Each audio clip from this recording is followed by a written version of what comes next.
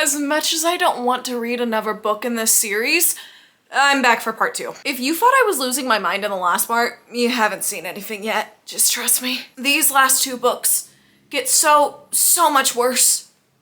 And I was not prepared for any of it. Any of it. So please, enjoy the last bit of my sanity being drained out of me. Now, if you want to see me completely lose my mind, I do have a challenge for y'all. If we can reach 10K by the end of this calendar year, I will read a Colleen Hoover book of your choosing. I only feel okay with saying this because it sounds like an impossible task, but if y'all can do that, I'll read a Colleen Hoover book for you, okay? But for now, please enjoy my first time reaction to the most toxic love triangle there has ever been in a book series. Y'all were reading this as children and teenagers? Just cut to the chaos. I don't want to be in this world anymore. I don't want to be here. The werewolves are just as bad. Oh no.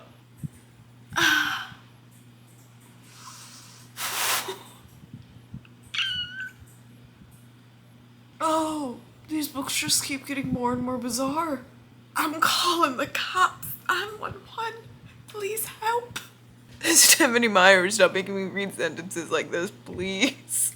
Join me for the rest of this chapter, because I'm not reading it alone.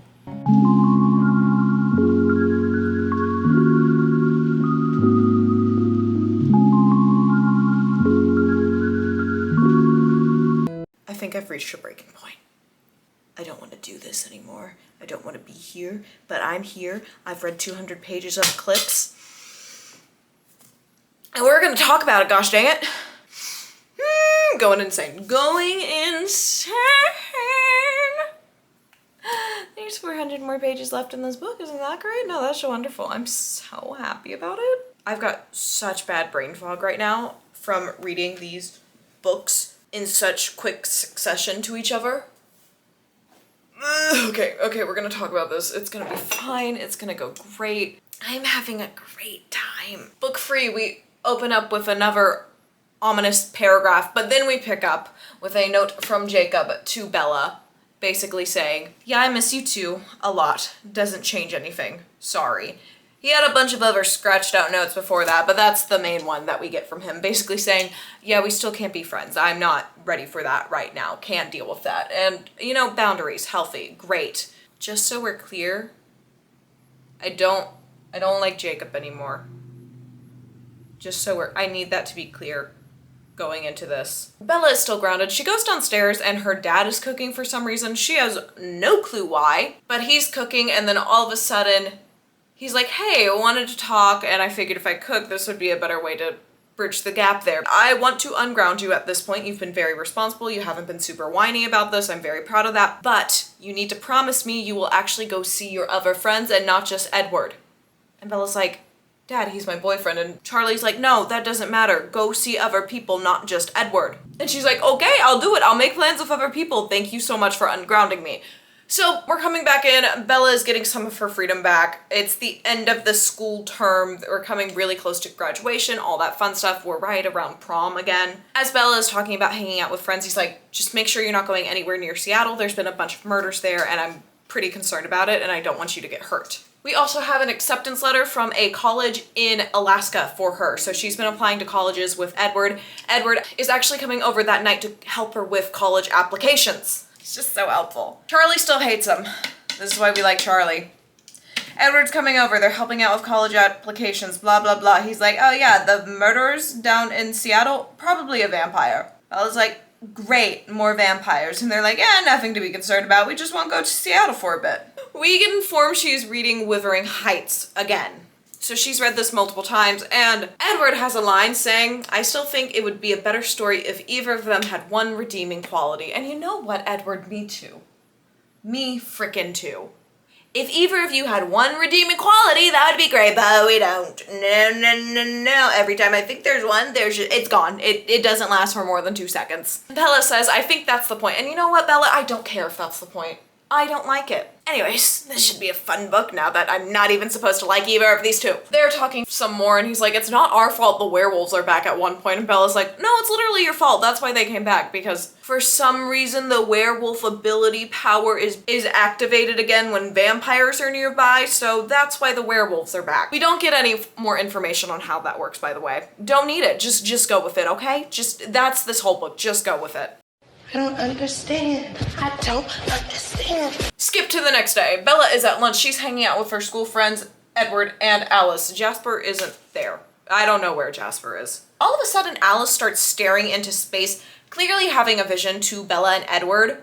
Nobody else really notices. She snaps out of it. They all kind of laugh it off. They're like, oh, whatever, you know, she's just a little dazed right now. But Edward, then later in the day, never tells Bella about what the vision was because Edward can read minds, including Alice's, so he clearly knows what's going on, but decides to never really tell her what is happening in that vision. And Bella's like, okay, whatever. Later in the day, he tells her that it was just a vision about Jasper and what he's up to, and Bella's like, okay, fine. They're back at her house now, and Edward pulls out the plane voucher tickets that his parents had gotten them to go see her mom down in Jacksonville for her birthday last year when everything went awry. And he's like, you should tell Charlie we're gonna go take a trip down to Jacksonville this weekend. It's the weekend of the prom. We're not going to that anyways. We'll go see your mom.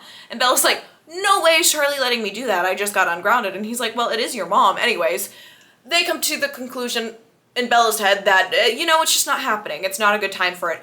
And then once Charlie gets home and they're all having dinner, Edward is like, hey, do you know what my parents got Bella for her birthday last year? That's right, plane tickets to go see her mom.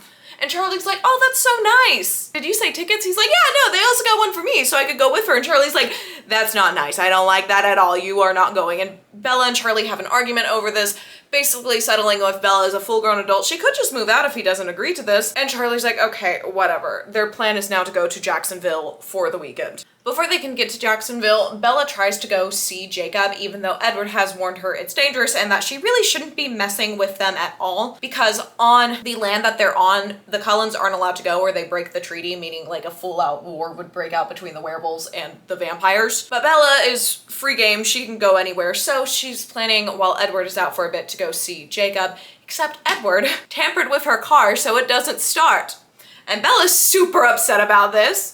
And she storms back inside and she's like, my car won't work. Charlie's like, you want to take mine? She's like, no, it's fine. Edward's like, it'll be fixed in the morning. Psychopath. Controlling psychopath. Next thing that we really get is Bella and her mom are walking down the beach. They're talking about the trip. They've been there for a couple days and she's like, I'm a little worried about you. You and Edward are really close because Bella's mom doesn't want her making the same mistakes that Bella has made, aka marrying somebody young. Bella's mom doesn't like this idea, but Bella's like, I love him. That's really the only glimpse we get of their trip down to go see her mom, is just that one small conversation that barely is a page and a half long. Next thing we know, they're walking back into her house. Charlie is like, oh, Jacob's called for you multiple times. Pick up the phone! Pick up the phone! And note, this is weird because Jacob has been completely ignoring her and refusing to talk to her at all, hasn't returned any of her phone calls over the last couple months or anything like that since their last meeting in the woods where everything kind of blew up. Because Jacob is also being a drama queen. Edward is less of a drama queen right now than Jacob, which is just sad to say. As Bella is going to the phone to call Jacob back, Jacob calls the house again. Bella picks up and basically all he says is like, are you gonna be at school tomorrow? Cool.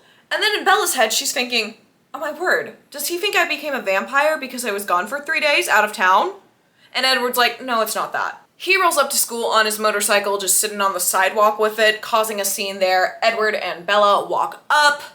Jacob is annoyed. He starts dropping hints about what's gone down this weekend and basically explains that Victoria was here. Emmett almost crossed over the line, or did, apparently, trying to chase Victoria down. And so the werewolves and the vampires got into a bit of a fight, but they didn't consider it a full break of the treaty. The treaty is very confusing, but they're all talking and Bella's like, that was Alice's vision, wasn't it? You didn't tell me that Victoria was gonna be here, did you, Edward? And Edward's like, yeah, no, I didn't. I just wanted you out of town. And Bella's thinking during this, Edward's shielding arms had become restraints.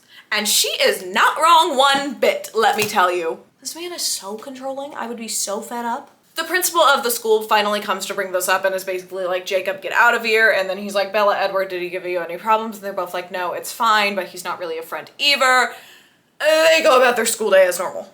Skip a few days, Edward has to leave town to go hunting so he can have some food in his system, and tells Bella, Alice will be watching you to make sure you don't do anything stupid. So she's just accepted the fact she's not going to be able to go down and see Jacob this weekend, and she goes into work. They are hiring somebody to replace her since she will be leaving in the summer. And she walks in, the other girl is there, and they're like, hey, you can actually just go home today. She's like, fine. But the store manager is like, hey, can you take these to the trash? They're just some news flyers. She reads it and it says, save the Olympic wolf. And then instantly in that split second, she's like, I'm going to see Jacob. So she hops in her car and drives super fast all the way down to Jacob. So Alice can't follow because that would be breaking the treaty and crossing the border. She realizes if I make these decisions quick enough, she can't stop me because she can't predict a future that I haven't thought of yet. We quickly learn Jacob's other friend has become a werewolf now and is absolutely loving werewolf life. And honestly, Jacob is one of the weird ones that just doesn't love werewolf life right away. During this conversation, we're getting more of Sam's backstory and how it was for him to turn into a werewolf first, and how the town elders, including Jacob's dad, Billy, helped him out and explained what was going on. We also then get the information that werewolves don't wolf? We also then get the information from Jacob that werewolves don't age while they're transforming between human and wolf form as much as they are, especially when they first turn into werewolves. So it'll be quite a while before he ages again. And Bella freaks out again over her aging, and she's like, I am the only one aging now. And she just has a whole little hissy fit over it. And Jacob's like, whoa, calm down. You're fine. You're 18. She's like, no, I'm 18. That's the problem. And he's like, it's just not a problem, but okay. All right, everyone buckle up. We're about to talk about the werewolf imprinting thing. Don't want to talk about it. It's part of the deep dive, I guess. You'll see why I hate it so much later, I promise. Anyways, so Jacob, sweet Jacob, starts explaining to us how imprinting is basically just this intense force of when a werewolf meets their match, basically, or their soulmate, per se. He says it's stronger than love at first sight, but different than that at the same time.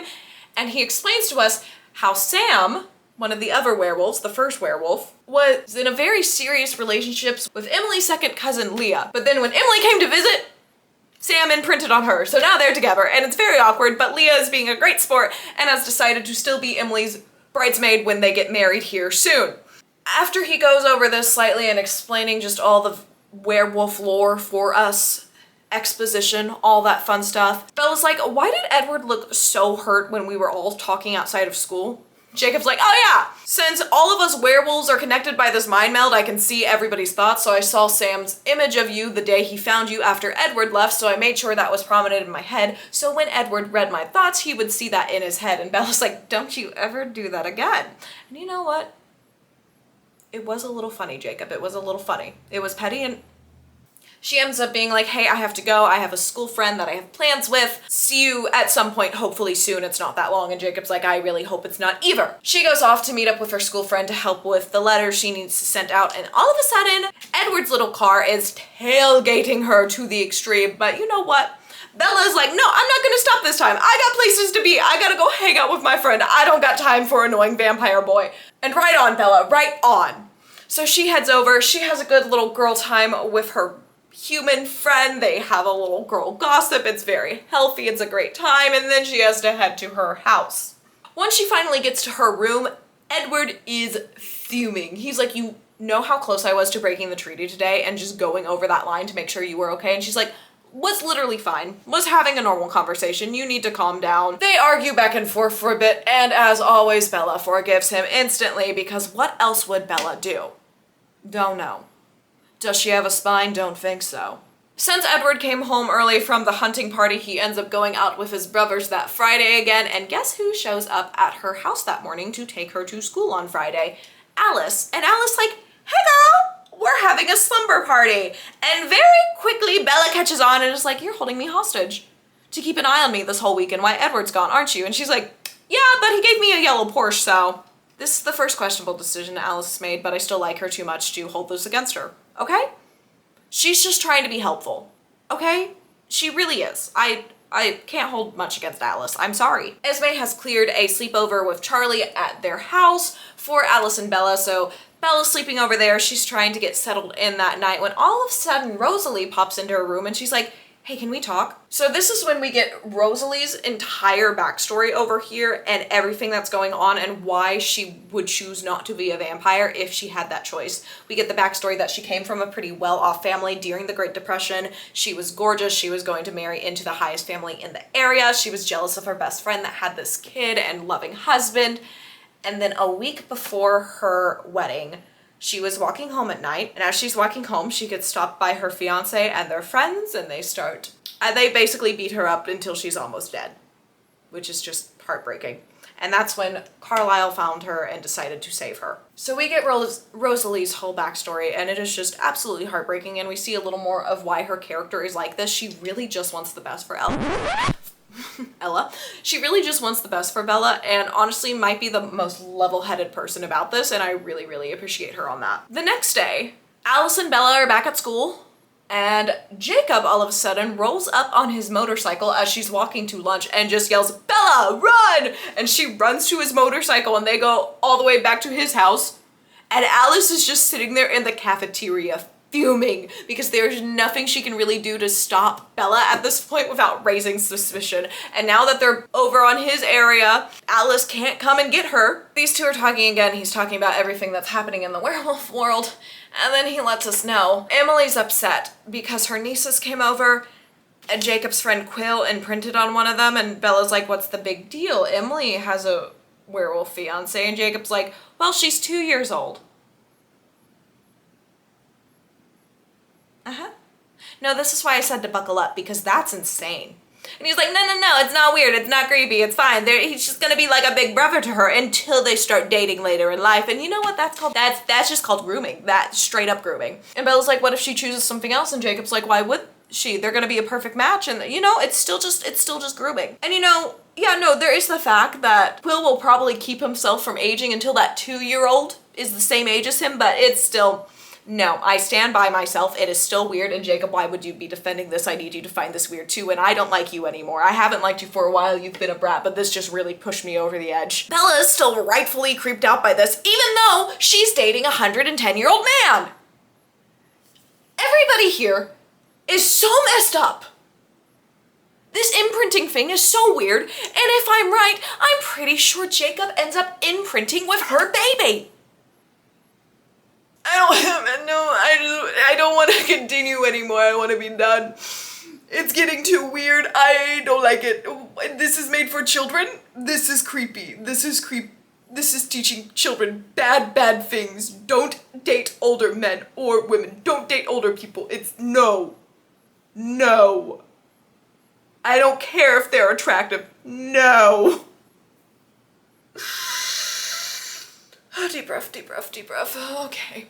Anyways, they end up having a big fight about Bella becoming a vampire. Jacob thought she would stay a human quite a few more years, and she's like, no, I'm probably gonna become a vampire after I graduate in a few weeks. And Jacob flips out and basically ends up saying, I would rather you be dead than be a vampire. And Bella rightfully is very upset and just storms off on her little motorcycle back to the Cullens' house. She gets back there, basically just goes right back to bed. She wakes up with Edward next to her this time. She was supposed to be really mad at him, but in true Bella fashion, she forgives him right away because, again, no spine here. Not a one. Not one spine bone, spine plate, spine bone, spine.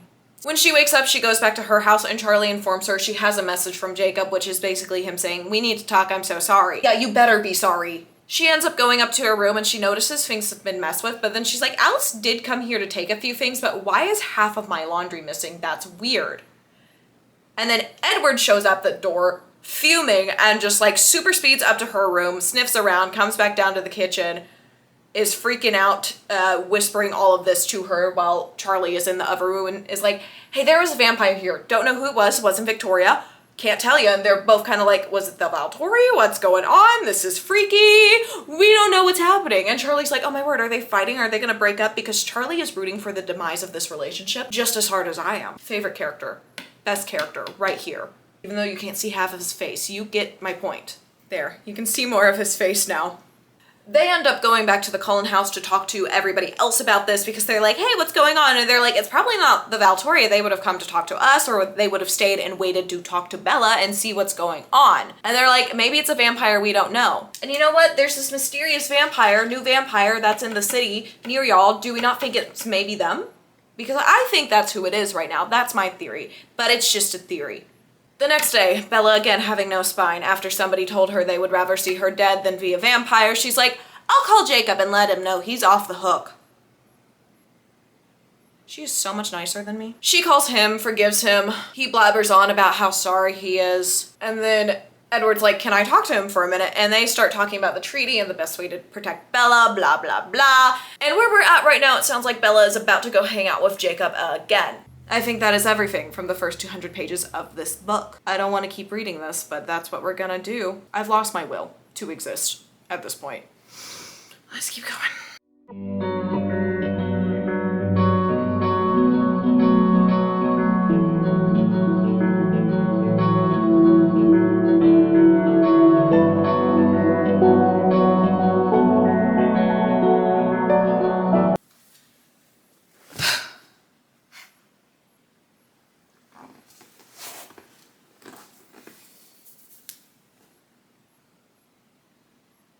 Let's talk. Oh, it just keeps getting worse. All right, we left off with Jacob coming over to pick up the scent of the visitors that had come to her house and stolen some of her articles as well. So Edward's like, I'm just gonna pop out of the house. It'll make it easier. Jacob pops in, they're chatting, he gets the scent. He's like, do you want to come over to the bonfire we're having tonight? No, probably can't. Edward wouldn't want me to. And Jacob says, you know, I saw the story on the news last week about a controlling, abusive teenage relationships, and I've also been thinking the same thing. We've all been thinking the same thing, haven't we? I hope so. Shortly after Jacob skedaddles, Edward comes back in, and after they talk for a little, he's like, are you gonna go to the bonfire tonight? And she was like, you were listening to him, weren't you? And he's like, just at the very end.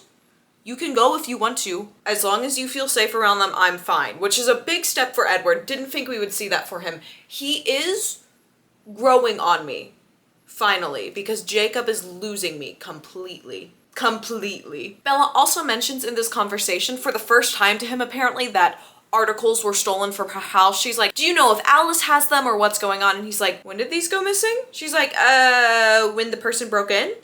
He's like, great, they brought your scent back for other people to smell. That's not good. So Bella's freaking out a little, but they're like, the werewolves will keep you safe. It's fine. Since Edward cannot go onto their land, he just ends up dropping Bella off at the border for Jacob to pick her up. And she has a phone and will call him when she's done at the bonfire. They go to the bonfire. It's a pretty chill time. They're just hanging out. She's having a blast. They're hearing all of the tribal stories from Billy. He's telling them all about all the history and everything that's going on. There's some new members in the pack that are hearing these for the first time as werewolves, giving them much more significance this time. Pretty cool to hear, pretty interesting to watch. It was like 10 to 15 pages worth of stuff.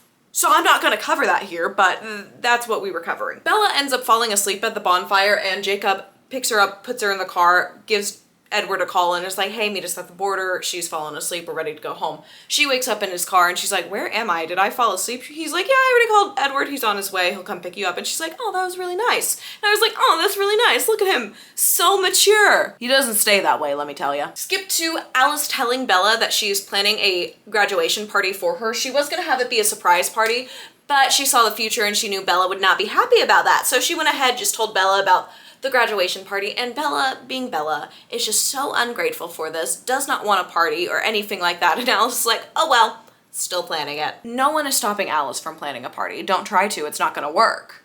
Bella girl, you should know your bestie by now. She ain't gonna stop. Alice is like, we are having a party. I am getting sparkly lights, music, food, everything, love it. Somehow Bella and Edward then get on the conversation of marriage again once Alice has left this thing. It's just a constant thing that's coming up between them because she's also a little scared of becoming a vampire now, but also knows she needs to. It's just a confusing time in her life.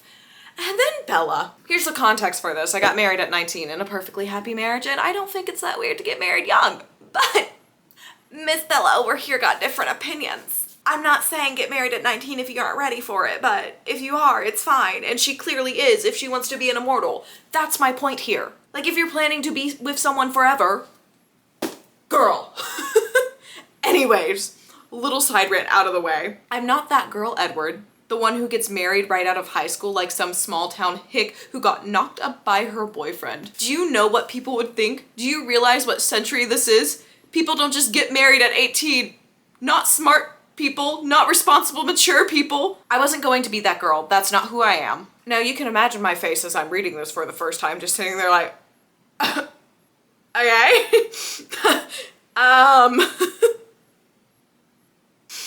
Another point towards I don't like Bella. Oh gosh, she's insufferable. Just be responsible of who you're gonna marry. Like Bella, you're planning to be with him for eternity, living forever, and you don't want to commit to marriage because you think people might find it weird? Honey, I think they're gonna find it weirder when you're a vampire. Math ain't mathin'. The math ain't mathin'. Do I think they should really get married? No. Are they gonna stay together for eternity anyways? Yeah, that's their plan. Anyways, a few pages later, we get this newspaper clipping from Seattle saying that 39 are dead there now from the mysterious attacks vampire that we think is there. Bella shows this to Edward and he's like, you okay to ditch school today? Let's go talk to Jasper. Because Jasper knows some stuff. This is when we get all of Jasper's backstory, which is very interesting. Just to start you off, he says, when I was human, I lived in Houston, Texas. I was almost 17 years old when I joined the Confederate Army in 1861. I lied to the recruiters and told them I was 20. I was tall enough to get away with it. So that's where we're starting with him. He's in the army, he's helping people out down in Galveston now when he goes back and sees 3 women on the road and he's like, they must have fallen out of my group. He gets off his horse to check on them and is like, I would have noticed these women before, they're stunningly beautiful, and they are the ones who eventually turn him into a vampire. Now, Jasper did not start off as a vegetarian vampire. He was full-blown killing people, making newborns. There was this battle going on down in the South for a long time of people making these armies of newborns because newborn vampires are stronger. They're just not as skilled, but they are stronger and can fight really, really well. So in the South, they would use them to basically wage wars and try to take over where a big group of people were so they could feed more often. And so that's the main point we're getting to there. They then also talk about how him and Alice met, and that's just cute because they were adorable and I love them. The point of his backstory is to tell us that it is not just one vampire in Seattle, it is somebody making a bunch of newborn vampires. Fewer than 20, but quite a few. They then get on this track of maybe the Volturi is having somebody owe them a favor in creating this newborn army to take down the Cullens, since they are the second biggest coven they know about besides the Volturi. And Jasper's like, no, the Volturi doesn't break rules. That's not what's happening here. So they all leave this conversation kind of stumped, but they do know what's going on down in Seattle. Alice cannot see any visions about what's going on down there because somebody knows about her power and is making sure nobody is thinking about that, or very few people know the actual plan. So Alice cannot see the future that is coming right now. Poor Alice. Our girl is not used to being not in the know. Alice is the original gossip girl. They then start talking about how they're going to probably have to fight this group at some point, and Jasper says, we would win, but we would lose. Some wouldn't survive. Meaning that we would lose some Cullens, and this is the moment that my brain said, if Alice dies, I am so done with this series.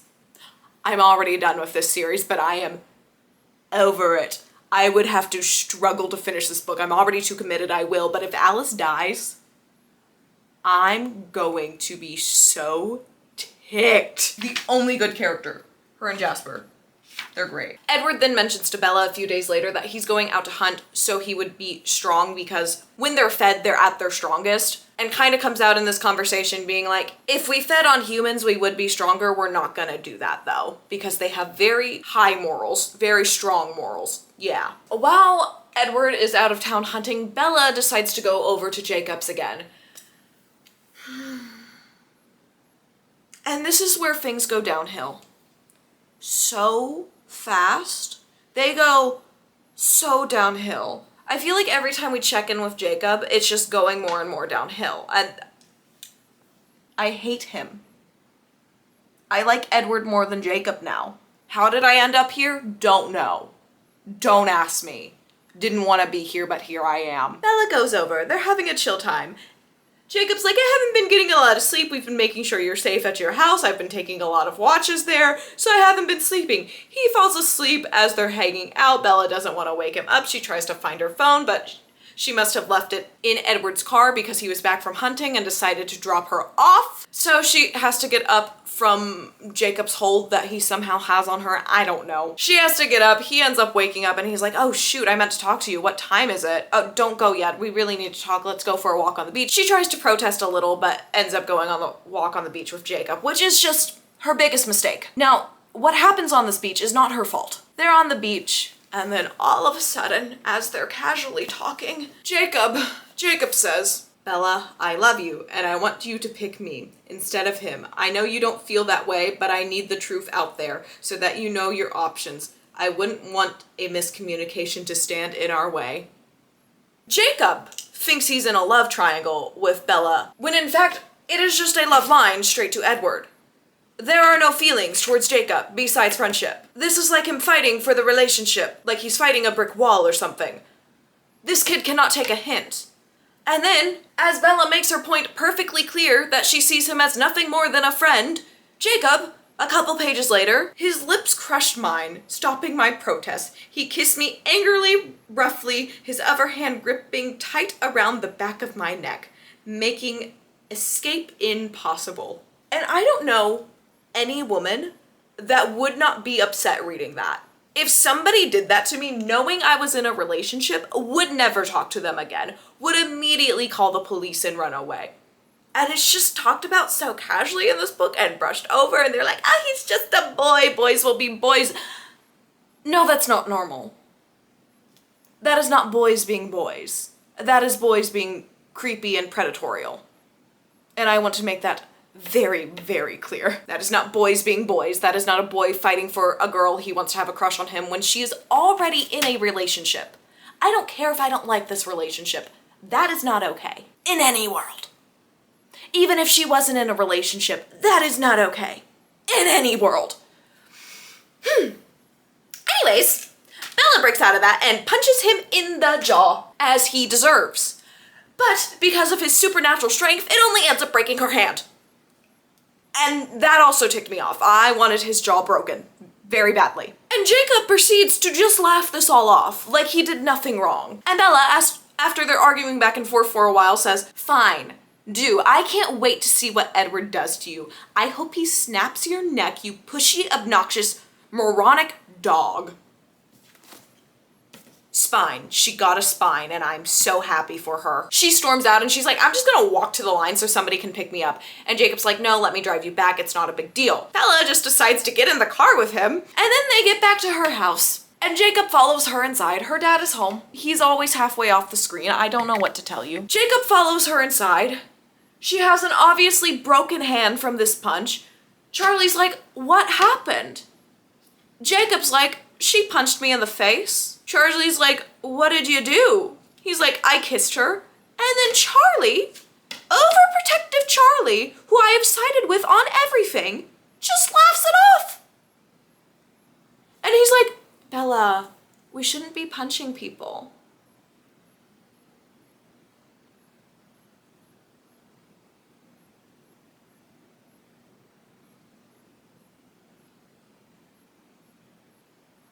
No, Bella, you should be punching people for that. Anyways, finally Edward gets there after Bella calls him because she needs to see a doctor and she's going to go see Carlisle for this. Edward comes and they have a discussion between these two, and he's like, if you ever kiss her again without her permission, I will break your jaw. And this is when I was like, you know what? Fully Team Edward again. Fully Team Edward again. You go, sir. Yes, yes, sir. Yes, old man, defend your 18-year-old girlfriend. And then when I thought that, I said, maybe I'm not on anybody's side still.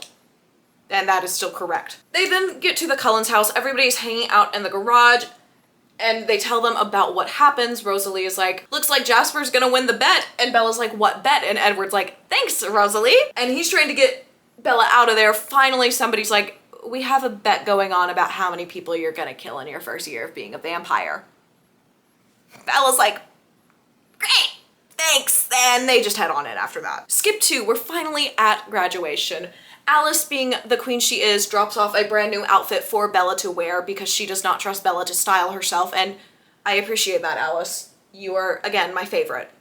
Just to make that clear, Alice is my favorite. Have I said that before? Don't think so. She drops off a new outfit. Bella goes downstairs to talk to Charlie for a bit. Charlie's like, you know, next time maybe punch him in the gut. So he got a few points back, but not a lot. I still hate him now too. While Alice is there dropping off the outfit, Bella's talking and she's like, I've been thinking, what if all these vampires are connected?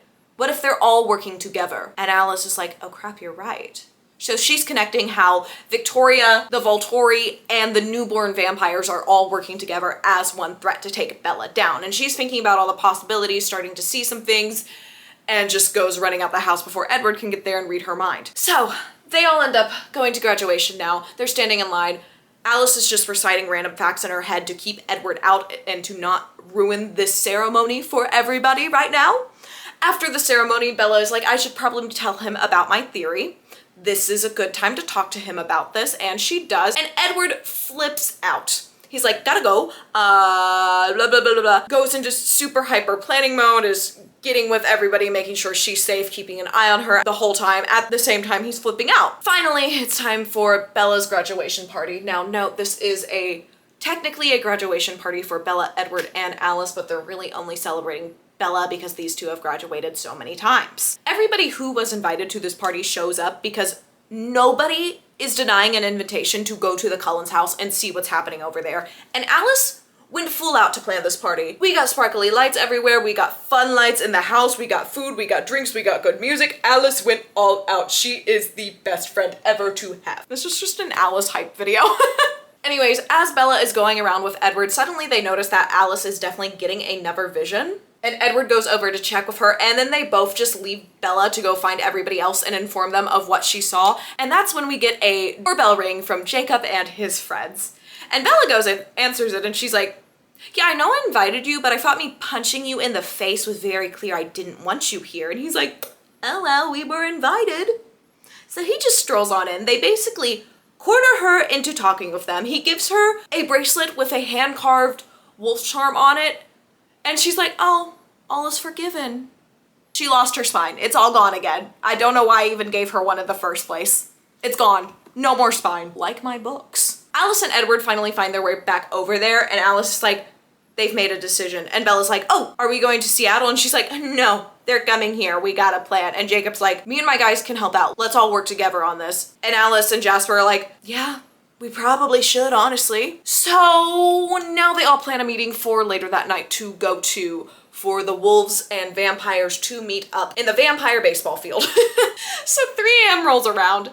They're all going to the vampire baseball field to talk about tactics for this battle that is coming up. It's honestly pretty chill for the most part. Jasper is informing everybody about newborn vampires and what they're like and what to expect. And then we see Alice be a complete badass, and I just love it for her. The best, what can I say? The best. Anyways, they all kind of go for the training. They're showing the werewolves what to expect, everything like that. And finally, they somehow start discussing, and they're like, you know, we can't smell Bella past the werewolf sometimes.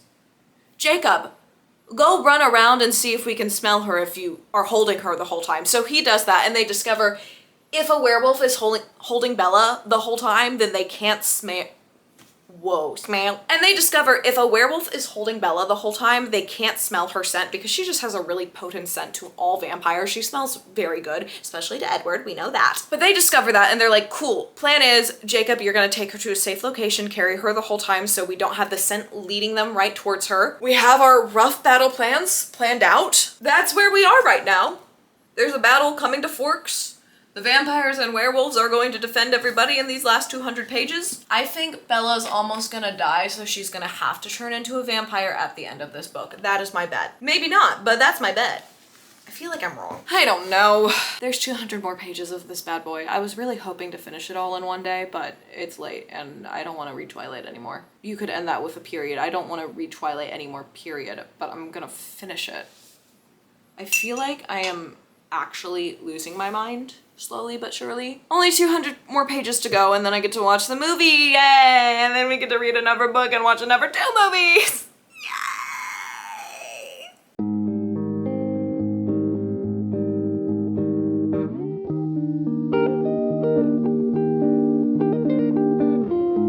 after some torturously awkward chapters, I'm done with the book. Only one more to go. But first, before we can get to the movie watching, we have to recap what we saw in here. I'm holding it upside down. Quick review. At the meeting that the werewolves, vampires, and everybody had, Jasper suggested that they should use Bella as bait because the newborn vampires wouldn't know what to do since she has such an intoxicating scent to basically every vampire, especially Edward. And so with her as bait, it would distract the newborn vampires, but everybody was like, no, we're not doing that at the time. Cut to the next day. Edward gets a call from Alice, and Alice tells him all about this vision she just had about the future, basically of Bella stumbling around the woods being lost because she plans to sacrifice herself. And Edward's like, no, Bella, we're not doing that. And Bella's like, well, I just can't stand if you leave me again. So either I'm going to the battle or you're coming to hide with me. And Edward's like, I'll come hide with you. I don't want to take you away from the battle though. He's like, too late, I'm going. I'm keeping you safe. So Edward's just taking him out of this battle that they already feel like they're outnumbered by because Bella does not know how to be left alone for 2 seconds. Good job, Bella. During this time that Edward and Bella are talking about everything that happened at the meeting last night, we figure out that Jacob is second in command with the werewolves after Sam. And Bella's like, why didn't you tell me that? And Edward's like, I don't know. Don't ask me. Edward is just spilling all the secrets he got by reading the hive mind when they were there last night. And he's like, you know what? Leah's also a werewolf now. Yeah, that's right. Sam's ex-girlfriend that he was maybe going to marry is now a werewolf, and Sam is still engaged to Emily. So now they can see Leah's thoughts all the time about having a crush on Sam still, and it's just really awkward for our wolf pack over here. And Edward is just kind of laughing it off because it's a little bit funny, we can't lie. After Edward is done spilling all the werewolf tea, he decides that I gotta go, we're preparing some stuff, we're gonna hunt, blah, blah, blah. And guess who shows up to babysit Bella? That's right, Alice comes over and they're chit-chatting about some stuff. And you know what? Charlie walks in and he sees that the only sane person in town. Why can't I talk? Charlie walks in and he sees that the only sane person in town is here and is so excited. He's like, howdy, Alice. How are you doing today? So happy to see your face. And Alice, while they're all sitting around the table, is like, oh, you know, my family's going out of town on this trip, but I wanted to stay behind and do some shopping and get some stuff done, but I'm gonna be all alone at the house. And Charlie is like, oh, you could come stay here. And Bella doesn't know what she's doing right now, completely confused. Mind is out of the conversation currently. Alice kicks her leg under the table to be like, babe, we need an excuse, we need an alibi for you during the whole werewolf vampire fight thing. Bella's catching on and Alice is like, well, I wouldn't want to intrude. And he's like, oh yeah, Bella can just go stay with you for a few days, have another girl party, sleep over, have a fun time. So Alice gets Bella out of there and they go over to the Cullens' house. The Cullens make it look like everyone but Alice went on this family trip, but in fact, everybody is still at the house. So this means Bella and Edward are having a little sleepover instead. And this brings us to the most awkward 10 to 20 pages of this book. Bella is like, you know what I really want before I become an immortal? You know what I want to experience? Intimacy with Edward. And so this leads us in to multiple pages of Bella begging Edward to do her. And Edward, the vampire who has murdered people, yes, bad people, but still murdered people, is like, but virtue.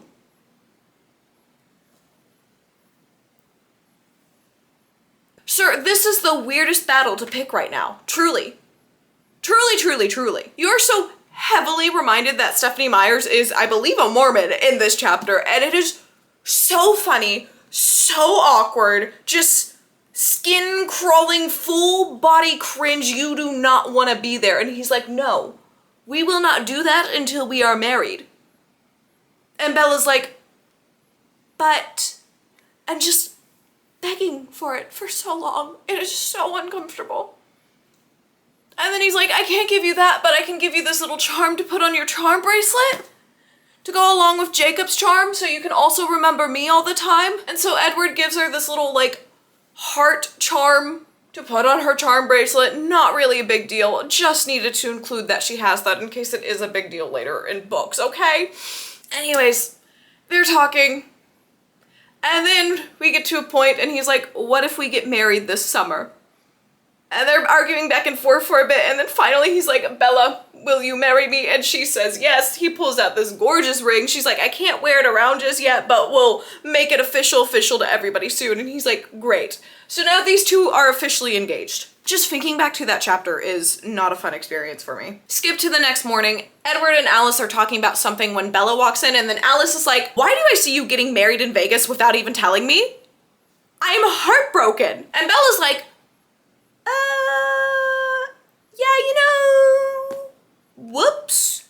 And Alice is like, you know what, I'm planning a whole wedding for you now. I'm planning the whole thing, you can't say no. Have fun. And Bella's like, great, cool. In the middle of them trying to prepare for this big battle between werewolves and vampires, we're planning a wedding also. 'Cause why wouldn't we be? What else would we be doing in a Twilight book? It's the night before the battle. They meet up with Jacob so he can carry Bella to the hidden location they have for her so she's safe during this battle. Edward is taking a different route, which then leaves us with maybe the second most awkward part in this book of her and Jacob having to talk about stuff on this trip. And it is just painfully awkward the whole time because Jacob is just a nuisance at this point, and I want him out of this book as much as I want Edward out of this book, as much as I want Bella out of this book. I don't want this book to exist.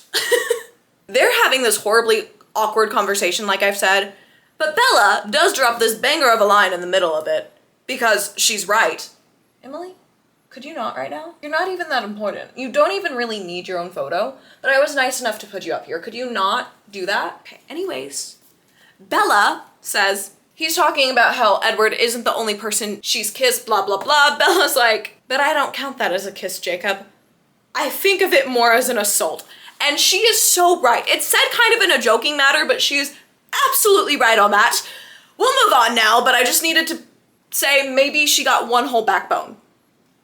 During this trip, Bella's like, why didn't you tell me you were second in command, blah, blah, blah. Jacob's like, it wasn't really a big deal. I was supposed to be first in command due to lineage, but I didn't want that responsibility, so I let Sam keep it, and now I'm second in command, and I don't love it. I don't like being a werewolf like everybody else does. Boo-hoo. So sad. Me has big muscles, and it's so strong, and it's just a hard life being a werewolf. Hi, welcome to any sympathy I had towards Jacob is completely gone. This brings us to maybe the first time ever I've been excited to see Edward, because at least it breaks up this awful mess that is a friendship relationship thing. I hate it. I hate it. They get to where they're going. It's just a camp. They set up a tent. Skip to later that night. Bella is trying to sleep and she is freezing cold because a giant snowstorm rolled in. And they're like, how do we keep her warm? Blah, blah, blah. Jacob's outside trying to make sure nobody comes up and sneaks up on them, blah, blah, blah. And he's like, I'm literally a personal heater. And Bella and Edward are like, okay. So he goes in and cuddles up with her in her sleeping bag.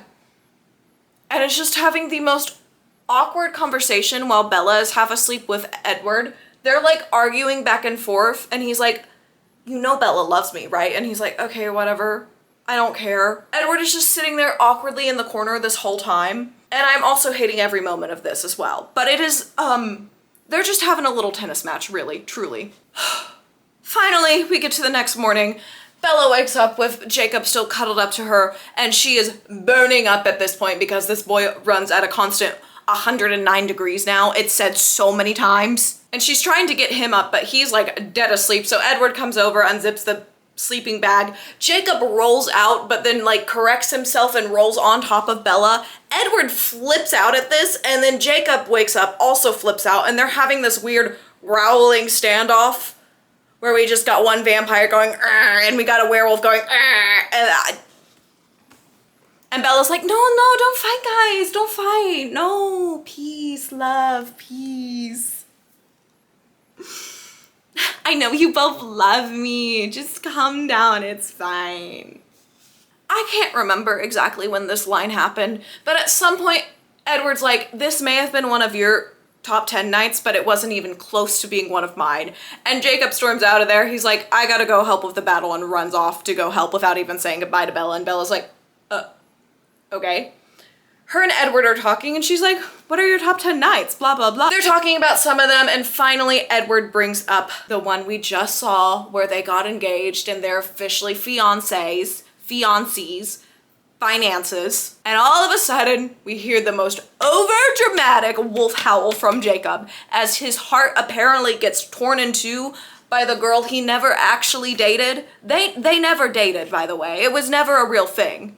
It was just a unreciprocated crush on Jacob's end this whole time. But Jacob's heartbroken and actually runs off this time, and Bella's like, I can't let him go into battle like that. Edward, please go get him for me. And Edward, can't believe I'm about to say this sentence, but Edward, being the saint he is, goes and gets Jacob, so Jacob, who is in love with his fiancée, can talk to her and they can figure out what they are.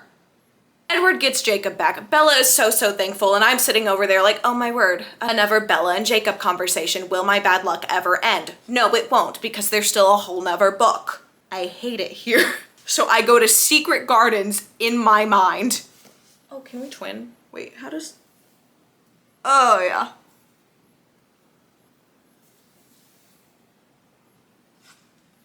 Me and my twin? Jacob's back. Him and Bella start talking about everything, and he's basically like, you know you love me, blah, blah, blah. Bella's like, no, I don't know what you're talking about. And he's like, fine, you know what? Maybe it would just be easier if I take myself out of the equation completely and just die on the battlefield. And Bella's like, I didn't even say I love you. Calm down. And he's like, no, prove it to me that you want me to come back. And Bella's like, come back, I want you to come back. And he's like, not good enough. And Bella's like, this kid means for me to kiss him again. And she's like, okay, kiss me, because if he did it without Edward's permission, he would have got punched in the jaw. But no, Bella goes ahead and gives him permission. And they proceed to have a horribly awkward kiss for quite a while, where Jacob is just kissing her. She is not responding at all. And then Jacob says, I know you can do better than that. And Bella's pissed off now, so she starts pulling on the back of his hair, but he mistakes this as her being passionate about the kiss. All of a sudden, Bella's like, wow, I could feel he was happy, and that made me happy, so I just started kissing him back. Edward is gone, by the way. He left for them to have this private conversation, and he knew this was a possibility, but he's nowhere to be found, so they're just like making out, whatever, and he's like, okay, I have something to come back for now. After the kiss, Bella's internal monologue goes like, I could see the years passing and meaning something as they passed, changing me. I could see the enormous red-brown wolf that I loved, always standing as protector if I needed him. For the tiniest fragment of a second, I saw the bobbing heads of two small black-haired children running away from me into the familiar forest. When they disappeared, they took the rest of the vision with him.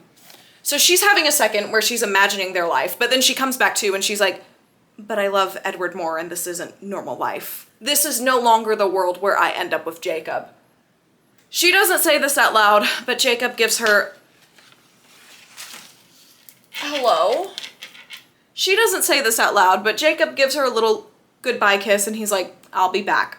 I won't stop fighting for you. After he leaves, Bella immediately starts feeling like crap about what she's done. And just an FYI, we do have a werewolf here called Seth. He is the youngest of the group. So they're having him stay here so Edward can get into the hive mind and kind of have a communication and eyes on the ground and see what's going on down there. And also just to keep Seth safe. Finally, Edward comes back. Bella is wanting him to scream at her, be so mad about what she did. And Edward, taking it like a champ, is like, that's okay. Do you still want to be with me? You could have a normal life with him. That would still make me happy for you. I don't like that. I agree with him on some parts now. I'm unhappy about that. They're having this whole conversation, and at some point in it, Edward just, I feel like it was kind of out of the blue, just says, we don't have to wait anymore if you don't want to. And Bella pretty much instantly starts trying to make out with him, take off her clothes in this tent in the middle of the freezing cold. And Edward's like, hey, let's not do it here just because you were trying to make up for kissing Jacob Black, shall we? She's like, okay, fair. So they don't do that. They're just chilling. They're having a nice conversation. When all of a sudden, Edward scoops her up, jumps through the tent, rushes over to the mountainside and has her like pressed against that. And Bella's like, what is happening? Something's gone wrong. And we just get the information that Victoria has arrived. And she has arrived with one of the random little vampire friends from Seattle that we now know were all part of her plan, the plan we already kind of knew that was happening. But she's arrived with one other vampire, so Seth is over there trying to help Edward. They're kind of on the defense. Seth and the other vampire are fighting. Edward and Victoria are fighting. During the fight, Seth starts to look injured and Bella's freaking out, and she's like, okay, I can just cut my hand with this rock, and since the vampire with Victoria is a newborn, he won't know how to resist my blood and he'll get so distracted so Seth can get the upper hand. She does that, it works. Seth drags him into the woods and starts tearing him apart. Just so gruesomely. And then a little later, Edward finally gets the upper hand on Victoria and rips her head off. And then they're gathering up all the vampire parts and burning them to make sure they don't come back. After all this has happened, Edward's like, I'm so sorry, Bella. I didn't want you to see that. You're probably terrified of me. And Bella's like, no, I'm fine. Now, there have been multiple times in this book where Miss Bella could not stand like the tiniest bit of blood, but this doesn't faze her. She's fine. While Bella and Edward are having another moment, all of a sudden, Seth lets out this saddest little wolf cry, and instantly Bella's like, who died? Who died? Who died?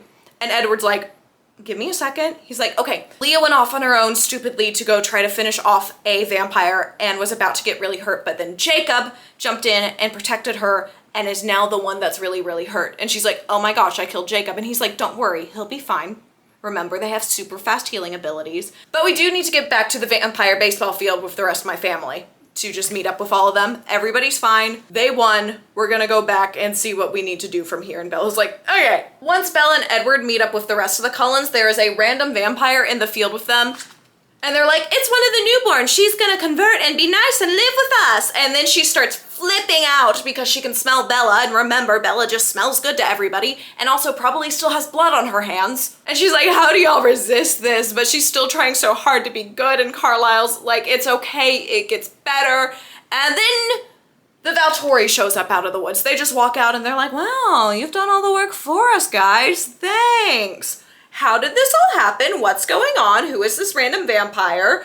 Jane over here starts torturing her to get information out that the vampire was willing to share right away, but no, Jane decided she needed to torture her for a second. So they tell them the whole story about how Victoria set this up, got this whole clan of like 20 vampires together in Seattle to come hunt down the Cullens. The Volturi doesn't know anything about the werewolves being here, so they're like, wow, that's really impressive. And the Cullens are like, yeah, we're just like really good like that. Whatever. Anyways, they're basically like, thanks for cleaning up the mess, but yeah, that random vampire you want to keep, she can't stay alive. She was part of this. And then they just kill her and leave. And they're like, oh yeah, don't forget to turn Bella into a vampire here soon, okay? Bye, we're going back to Italy. And that's all of them we get in this book. And then everybody just goes back to the Cullens house. Back at the Cullens house, we're all kind of chilling out. The book is wrapping itself up. And Bella's talking to Alice and she's like, why does nobody else's power work on me besides yours and Jasper's? And she's like, well, mine and Jasper's are actual real things affecting you. Everybody else is just in the mind. And you know what? It still doesn't make sense to me. Because wouldn't Edward fall under the same thing? Like, the future and reading current thoughts seem like the same thing. I don't know. I think they were just trying to make it make sense, but it doesn't make sense, in fact. Bella goes over to Jacob's house when he's finally awake after a few days of healing. And she's like, okay, I need to tell him we cannot be together. We cannot be in each other's lives. And they go through all of that. Honestly, Jacob took it decently well. He was still horribly annoying throughout the whole conversation, but what's new for Jacob at this point? He's like, no, Bella, we're still gonna be friends. It's gonna be okay. And Bella's like, okay. And she leaves and goes back to her house and to Edward and everybody, blah, blah, blah. And once she's over at the Cullens again, Alice pulls her in a room and shows her this designer wedding dress she's had made for Bella, and she's so excited about it. And Bella's like, didn't you get a dress made for you, my maid of honor? And Alice is freaking out and she's so excited about it, which is just so cute. Have I mentioned I love Alice? Her and Edward are talking a bit, and for some reason Edward's like, we really don't have to have the big wedding if you don't want to. It's perfectly fine. I'll tell Alice to cut it all out. And Bella's like, no. It'll be a good way for me to say goodbye to my normal life, my friends, my father, my mom, everybody like that in my life before I become a vampire. And Edward's like, okay. Cut to the epilogue, which is in Jacob's point of view. He's having a hard time with Bella not being with him, even though they were never together.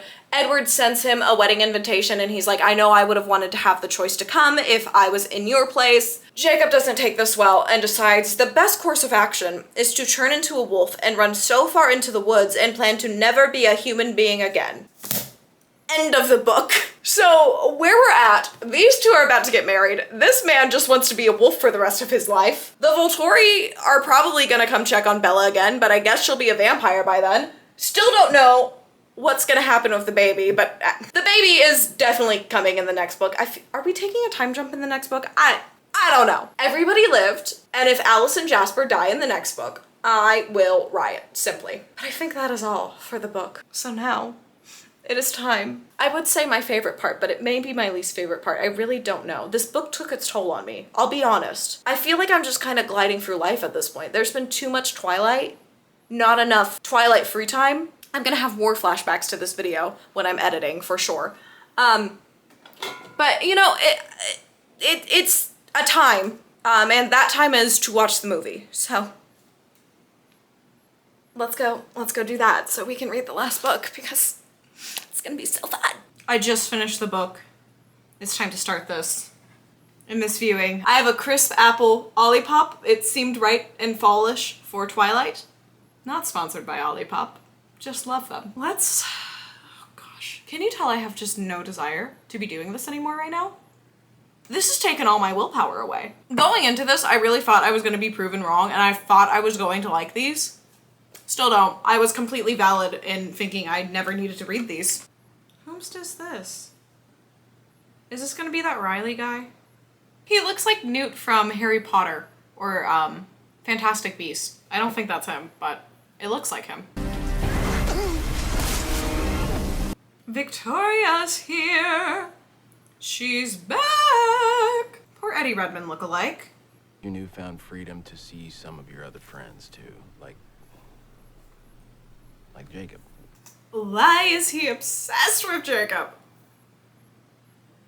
Ugh, I so hope Movie Charlie is going to handle this whole situation that happened in the book better. Or better yet, that situation doesn't happen in this one. Sorry, loud car. I've decided to throw a party. Alice! After all, how many times are we gonna graduate high school? Jasper! Party at your... As long as you use the companion ticket. Wait, there's 2 tickets? Charlie's like, no, not dealing with this crap again. This poor guy. Ugh. Mom. Yeah. I miss you. I'm like how the movie is doing this with her wanting to turn into a vampire. I feel like I can see her intentions better, and that she really is second guessing herself right now. There was that in the book, but it wasn't as heavy as it is right now, to me personally at least. What is this? Oh, yeah, no, okay, I remember what this was. Ooh, Emma just got leveled. Gotta get a slow-mo jump. That was really fun to watch. I really enjoyed that. I love a little chase scene. I asked you to stay in the car, would you? Of course not.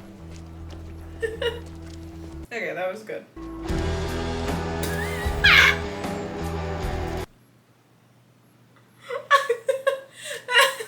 I'm sorry. Just the music drop of him turning around. So Sam dumped Leah for Emily? Yeah, it wasn't like that. It's more than some crush, Bella. Sam imprinted on Emily. Do I even want to know what that is? No. Actually, Bella, you don't want to know what that is? Let's skip the conversation this time around, shall we? Better you really be dead than one of them. I can't believe you said that. I'm sorry. I can't believe you said that. Grow a backbone. Use your voice. Such a cutie. Bella, this is Seth Clearwater, Leah's brother.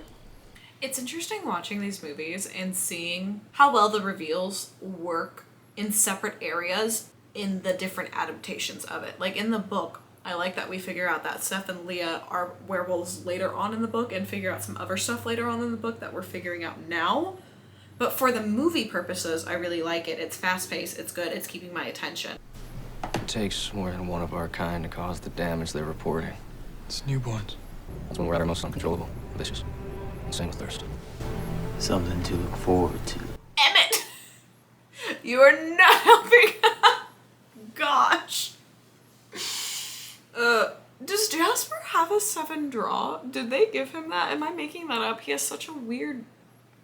I can't pick up what accent he has. I just want to do this differently. Smoother. But now I'm out of time. No, no, Jacob. Oh. That I'm in love with you. Please, please don't kiss her. Please. I don't want to relive this. Why the romantic spouse? Not sure what she wants. Let me give you a clue. Wait for her to say the words. Fine. You know what? Edward, 100% correct right now. This is the reaction I wanted in the book. This is great.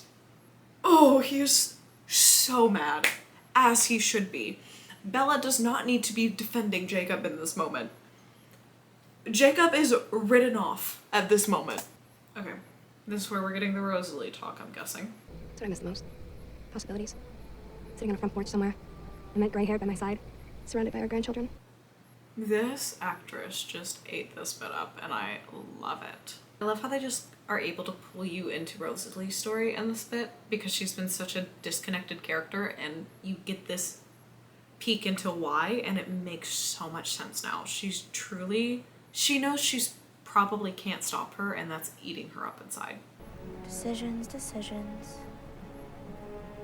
I love having them in there. Ups the stakes for the audience. I really enjoyed that. You made this? It's really pretty. Okay. I feel like the kiss in the book was described way worse than the kiss in the movie. And I appreciate that change, because as soon as she pushed back, he basically stopped. So this one actually feels more like he misread the signals than just him holding her there against her will, so I can understand the forgiveness in this one a little better. Either way, the army's coming and there aren't enough of us to protect the town. He does have a Southern accent. Newborns won't know they even exist. Are they going to give us Jasper's backstory or not? Because without it, it doesn't really make sense why they're relying on him for battle information.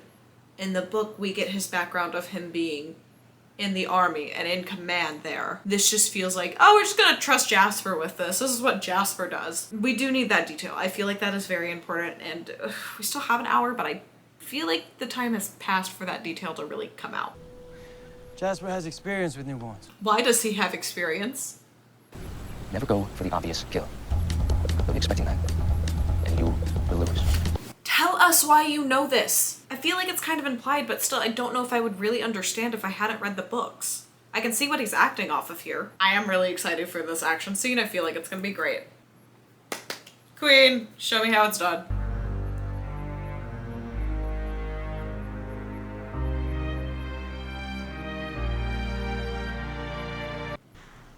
How do you know so much about Thank you. That's Smolder. Okay, thank you, finally, for our explanation there. I was just second in command. Gosh. Like, you know I'm from the South, but like, a good Southern accent. They're just so nice to listen to. Oh, she's seen me coming, of course. You kept me waiting long enough. Can we just stop following Edward and Bella and follow these two? Their story would be so much better. Just scratch Edward and Bella out. I want this story right here. Thank you very much. They're such, I just want more of them. There are things that are done so well in this series, even though I'm not loving it, because Bella, Edward, and Jacob, that love triangle, is the center of it, and I cannot stand it. But these side characters like this, I'm just like, there's so much potential. Ooh. My apologies, ma'am.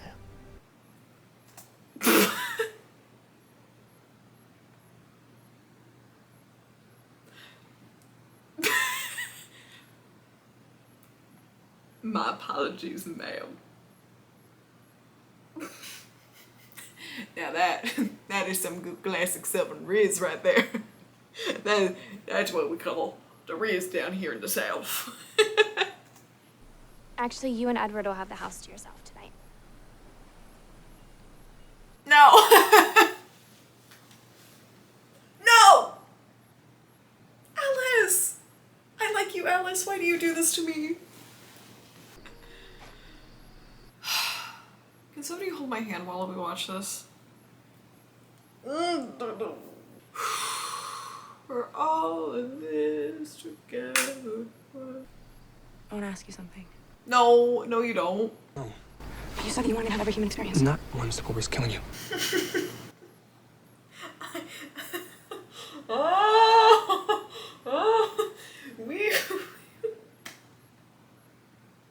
I'm gonna have to get therapy. So much therapy. Not activities that will kill you. Hey, where'd my virtuous vampire go? Virtuous vampire is back!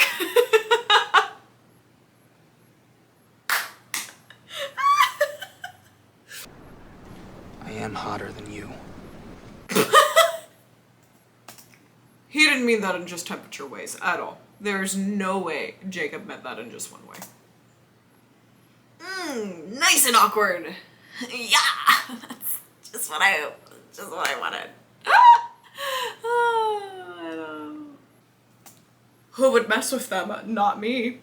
Especially no that 7 boy in the front. And that very emo man with a bowl cut right there. And Alice. Victoria's just using you to distract me. She knows I'll kill you.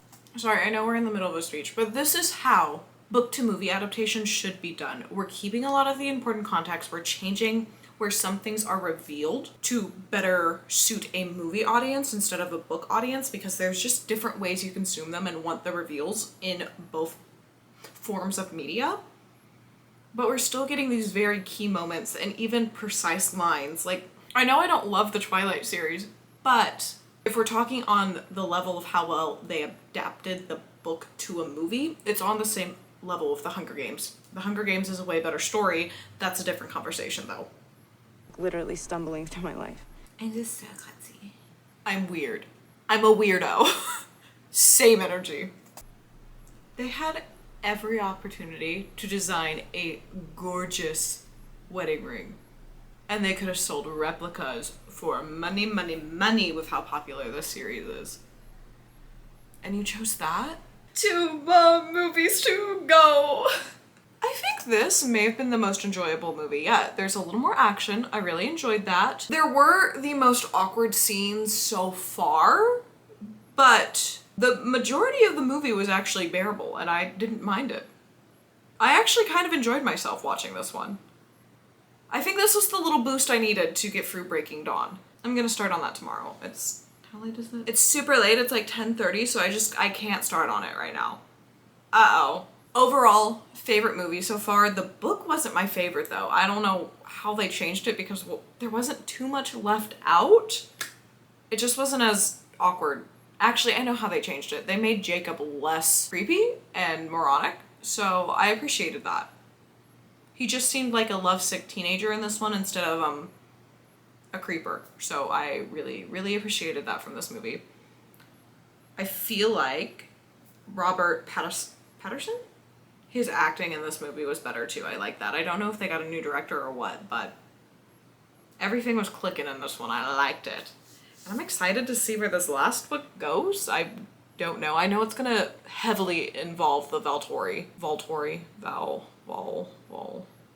UT Vols. Let's cut to reading this last book, shall we? We shall. Let's go. It is time to start the final Twilight book. Can't say I'm excited to be back in the Twilight world, but I am excited to finish it.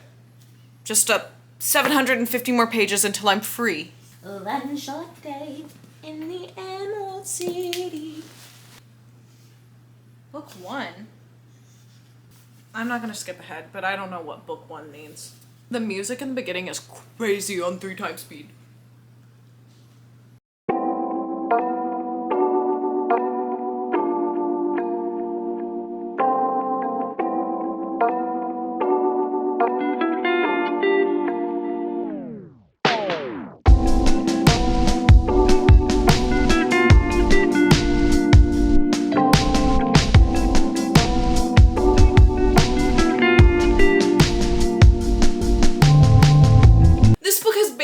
Exactly what I was expecting so far. Yeah, let's just dive into it, shall we? We're picking up with Bella. She's in a brand new car because mysteriously her truck broke down after Edward made an agreement that once it breaks down, he can replace her car. So she's in like this brand new fancy Mercedes. Not really important, just a random detail I wanted to include, okay? This is how all of these start off. She's driving back home and there's a missing poster for Jacob. Remember, Wolf Boy decided to just turn completely wolf and run away? The person who put these posters up is Charlie, Bella's dad, because he's the only one that doesn't know why Jacob is gone. He's actually kind of upset at Billy, Jacob's dad, and Bella for not being more concerned about this, because the 16-year-old boy just disappeared, but they know where he is. He's running off as a werewolf somewhere. He's fine. We get a flashback to these two telling Charlie that they are now engaged. It doesn't go super well, but honestly, he's like, good luck telling your mom, only for her to end up calling her mom and her reacting so well. Her mom, one of the reasons she was so scared to get married because she thought her mom would disapprove of this, says, "You're not making my mistake, Bella. You sound like you're scared silly and I'm guessing it's because you're afraid of me and of what I'm going to think.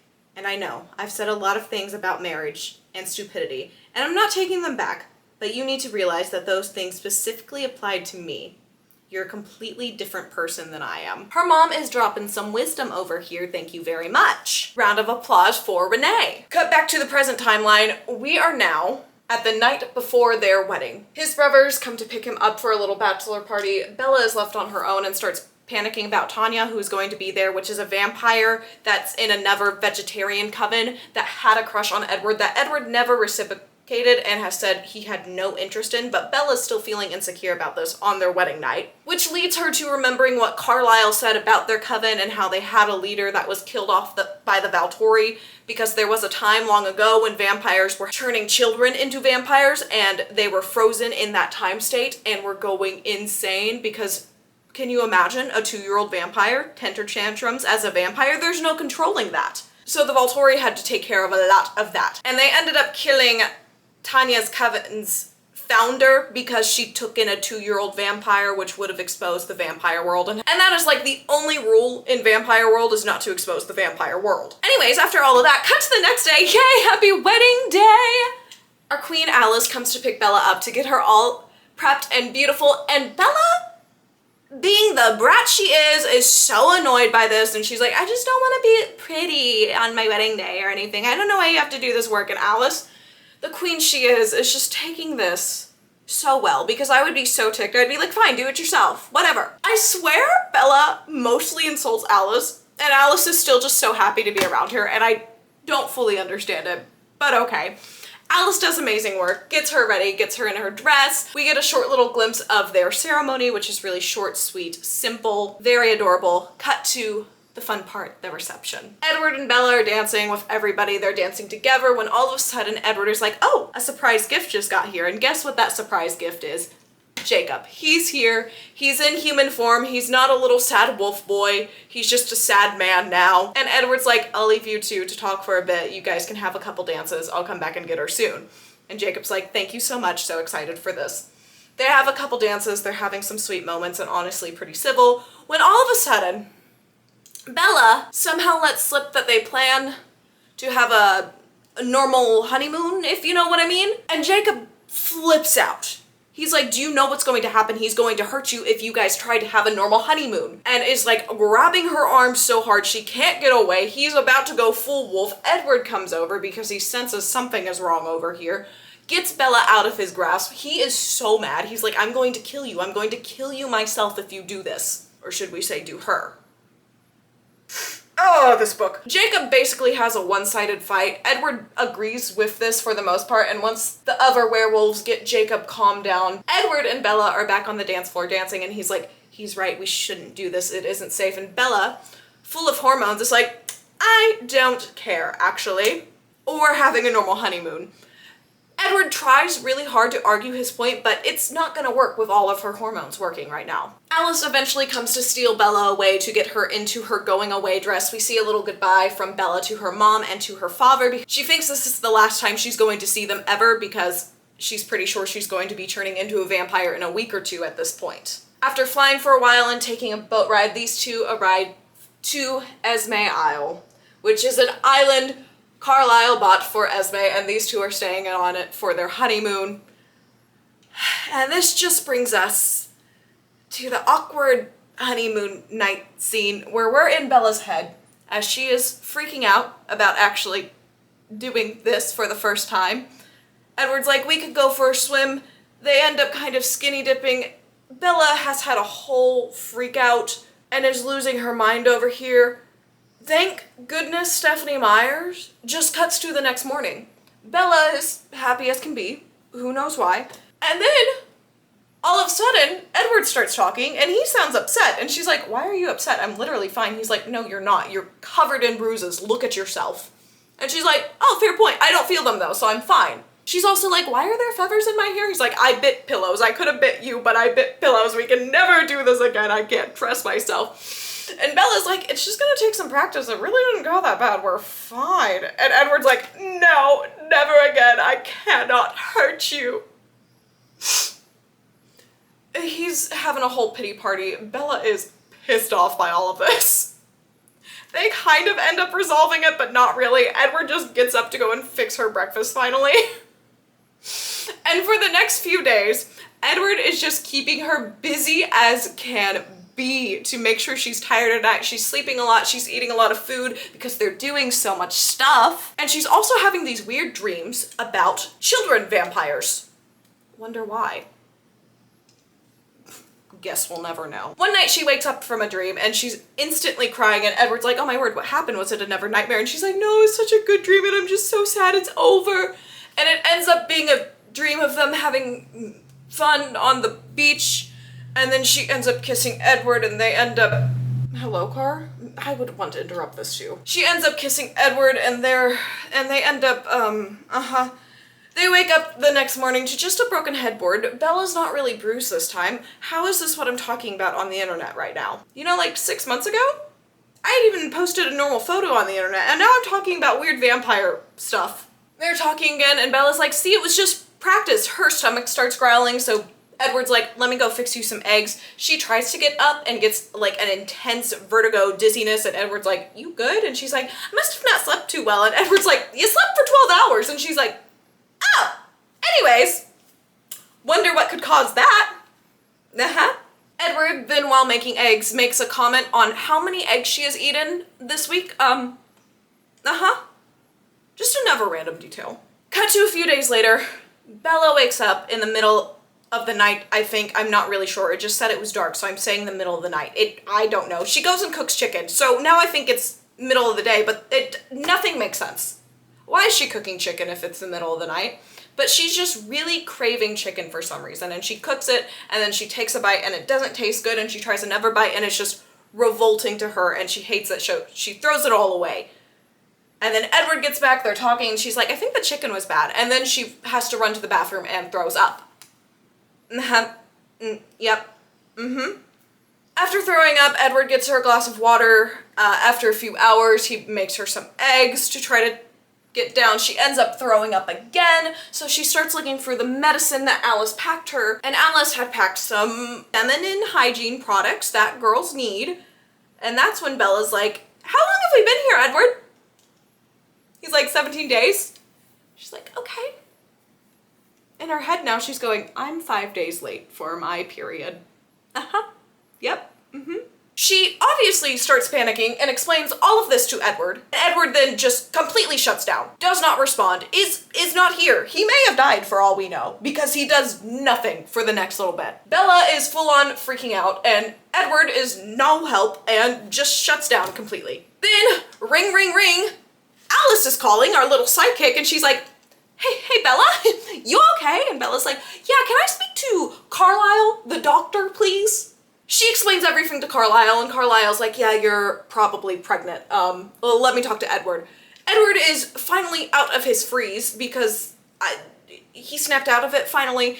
Him and Carlisle are talking in urgent tones, and now he's like, Bella, we're flying home. He's booking a flight out. He is speed vampiring, packing everything around the hotel. Bella's like, okay, cool. And that's when she feels a little nudge from her belly. And Bella's like, yeah, so that's not normal for me to have a bump in all these symptoms when I'm only a few days pregnant. And now it's nudging me? That does not happen for a few months normally. As Edward is fiercely packing everything, Bella's inner monologue is basically like, I will do anything to protect this child. I already love it so much. I'm going to be the best mom and nothing will ever hurt this child. Ever, ever, ever. And while Bella is thinking this, Edward says this. We're going to get that thing out before it can hurt any part of you. Don't be scared. I won't let it hurt you. Bella rightfully is like, that thing. She doesn't mention anything at this time because she knows Edward is freaking out, but she does decide there's one person who she can call that may be able to help her out with this and will sympathize with her. So she picks up the phone while Edward is packing up the boat and goes, Rosalie, it's Bella. Please, you have to help me. And that is where we end the first part of this book, and we are now onto what they're calling book 2, and it's going to be in Jacob's POV. I've not read any of that yet. I would say I'm excited to be out of Bella's POV, but I think Jacob's POV is going to be a literal nightmare. This whole book is a nightmare, actually.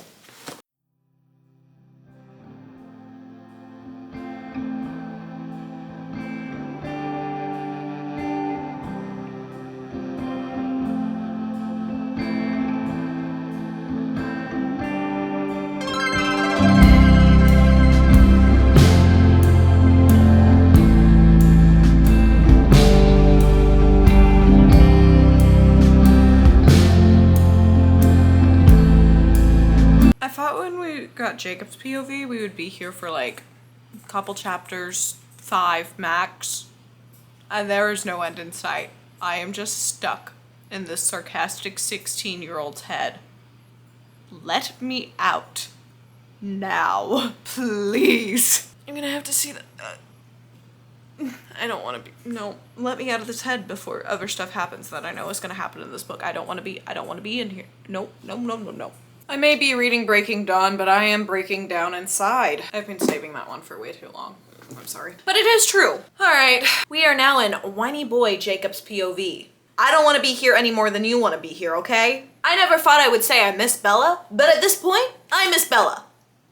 Get me out of his head. I don't want to be here. It's not fun. We catch up with Jacob. Paul is in his house because Paul imprinted on Jacob's sister, Rachel. So now they're a thing and Jacob just has to deal with that. Later that night, Sam calls a pack meeting. Everybody shows up. Jacob's there and Sam's like, we got news that Bella is back, but Charlie is not allowed to go see her because she has some sort of sickness that is contagious. So what they're thinking is that she's been turned into a vampire and the Cullens are gonna kill her off so Charlie never has to go see her again. And so she can live in her vampire way because she's gonna look different when she's a vampire. Jacob is ready to go kill all of the Cullen family after hearing this. He is like, let's go attack, what are we gonna do? They broke the treaty. And Sam's like, they technically broke the treaty, yes, but we've learned they're actually good people. This is a different time than when this treaty was made, and Bella literally asked to be made into a vampire. We can't hurt them because they did what a person wished for them to do. So Jacob is ticked off by this, and his brilliant lone werewolf self is like, I'm just gonna go attack the 6 vampires myself. So he's running over. He's like, first I'm gonna talk to Bella and see. So he goes and knocks on the door. Where are Carlisle and Esme? Gosh, they're on the ground. Carlisle, Esme. I just may have ripped Carlisle a bit. What's a little head wound? Should I reprint these? Probably. Will I? No. Carlisle opens the door and is like, oh, we're kind of glad you're here. Come see Bella. And he's like, what do you mean? Why are you glad I'm here? You have to know why I'm here. And he's like, no, you need to come see Bella. So he goes in and Bella looks rough. She looks like she hasn't slept, eaten, or done anything to take care of herself for days. She looks like she is actively dying. And Rosalie and Jacob are like right next to her. Rosalie seems super protective over Bella when Jacob walks in. Bella eventually stands up and Jacob sees like a big baby bump and she is only a month pregnant, technically. Obviously things are moving differently with this unknown baby thing. Jacob starts flipping out and is like, what? How did this happen? Of course you would want to do this. And Edward is like, let's go talk outside. And Jacob's like, okay, ready for a fight. Edward goes out and they're basically arguing from the same side about how horrible this situation is and how Edward never should have let this happen. And he's like, I didn't know this would happen at all. But what I will say if Bella wants children so bad, maybe we can convince her to get this out of her if you decide that you can just have babies with her. No, yeah, Edward is unhinged at this moment. Jacob really reluctantly agrees to do this, but also is thinking, I'm not actually going to do this, and of course Edward knows that. Jacob goes in to have this awkward conversation with Bella, and Bella, like everyone suspected, is like, no, that's not happening. I'm not doing that. I want this baby. Jacob's like, well, that's a bad idea, but whatever. Jake ends up running back through the woods. He meets up with his pack there and tells them all of what's happening with Bella, and they're like, we have to kill her. That's a weird creature. Bad, bad, bad, bad, bad. We can't let that thing exist. We have to kill her. And Jacob, now on the different side, is like, no, we cannot kill Bella. No, not happening. And they're thinking, yes, we do. And Sam starts using his alpha powers to literally command them in a way they cannot disobey at all. They are literally forced to do it once he says these things. And he commands Seth and Jacob, who are both not happy about this plan, to go with it and to go attack the Cullens tonight. Jacob, though, if you remember from one of the previous books, has the lineage of an alpha in his bloodstream. So at this moment, he decides to try to become the alpha of the group. He just becomes another alpha along with Sam at the head of the pack and runs off on his own. Sam does not have any control of him anymore to warn the Cullens. And little baby Seth runs along with him, and he's like, go back, Seth, you shouldn't be here, this is a bad idea. And Seth's like, nope, I like the Cullens, I'm coming along too. So they go and warn the Cullens. The rest of the pack isn't coming anymore. And now Jacob and Seth are basically the guard dogs for the Cullens. After a day or so of Jacob watching Bella get worse and them on guard duty and trying to keep them safe and keep an ear out for if the other wolves are coming, because they're now completely disconnected from that hive mind and have their own hive mind now. Leia, they say it like Leia in the movies. She eventually comes and is like, I'm joining your pack. And Jacob at first is like, no, you're not. And she's like, yeah, I am. Remember, this is Sam's ex, very close girlfriend or fiance at one point. So she's like, I'm tired of being in Sam's mind 24/7. I can't take it anymore. I want to be part of your pack and free of that. So Jacob's like, cool, whatever. We have more people protecting the Cullens. That's great. The Cullens, aka Bella. Carlisle and Jacob are talking one day, and Jacob's like, is she going to get better? Are you going to be able to turn her into a vampire if the baby almost kills her? And Carlisle is like, with her heart so weak, I can't guarantee anything at this point. I don't know if she would survive the transformation, because really what they need is a good heart to do that. And he's like, she can't get any nutrition down or anything like that. And Jacob in his head thinks, I bet it wants blood. Edward from a couple rooms over hears this thought and is like, let's try it. So Carlisle had some of Bella's type of blood on hand in case she needed a blood transfusion, I believe is what it's called, because of how bad she is. At this point, she looks like she is moments away from dying. They go get the blood and they're like, sorry, Bella, you're gonna have to drink this. They bring it up to her. She sniffs it, kind of grimaces, and they're like, oh, sorry, you just have to drink it this once. We can probably find another way for you to consume this later. And Bella's like, no, it smelled good. And then she tasted and she's like, okay, it also tastes good. And this is the first substance, food, something that she's been able to keep down for a month, basically. So she starts getting a little life back to her. The baby inside of her is calming down, and they're like, okay, this is gonna work. They're also trying to fix her some actual food now that she has blood in her system, to see if she can also keep that down. So Edward, the vampire, went to go fix her some eggs. A little later, some of the other wolf pack comes to talk with Jacob and the two wolves that are there.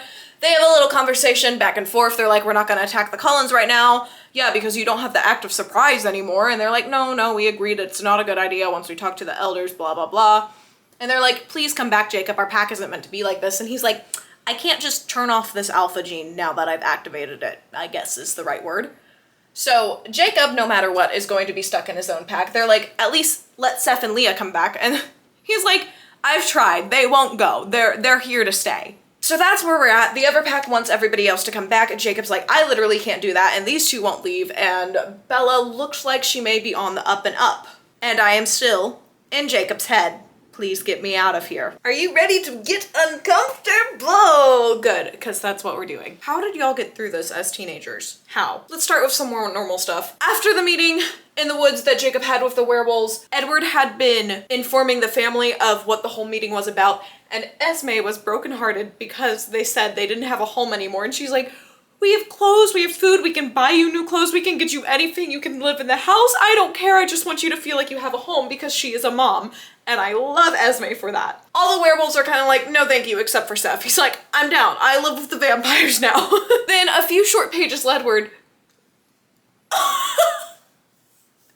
Then a few short pages later, why was I trying to say Edward? It's not even the name I'm gonna say. Then a few short pages later, Jacob wakes up from like passing out from exhaustion in the house and he says, "'Bout dawn."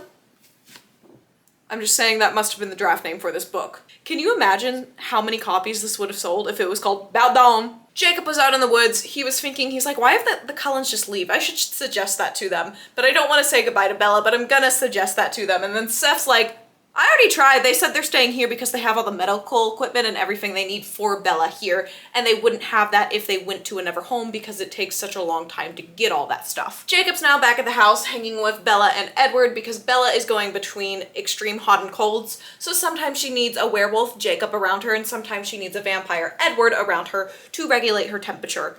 So that's kind of the reason he's there so much. But they're talking about how she probably only has 4 days left until the baby is coming out. And in Jacob's mind, that means she's going to die. So he's kind of freaking out here. But in all honesty, that's just not the most concerning thing said on this page, is about Bella dying. The most concerning thing is him saying, this is just a hint as what's to come. Also funny how, even knowing that it was almost over, the hold she had on me only got harder to break. Almost like it was related to her expanding belly. As if by getting bigger, she was gaining gravitational force. For a minute, I tried to look at her from a distance to separate myself from the pool. I knew it wasn't my imagination that my need for her was stronger than ever. Why was that? Because she was dying? Or knowing that even if she didn't, still, best case scenario, she'd be changed into something else that I wouldn't understand. You know, he just has a stronger feelings toward Bella, mentions the belly. Wouldn't be anything weird about the baby, right? No, can't be anything strange. Jacob's asking, how's the baby gonna get out? And they say, well, of Jasper's research, it's probably going to bite its way out of her belly. So he decides he's done with being with the Cullens for the day.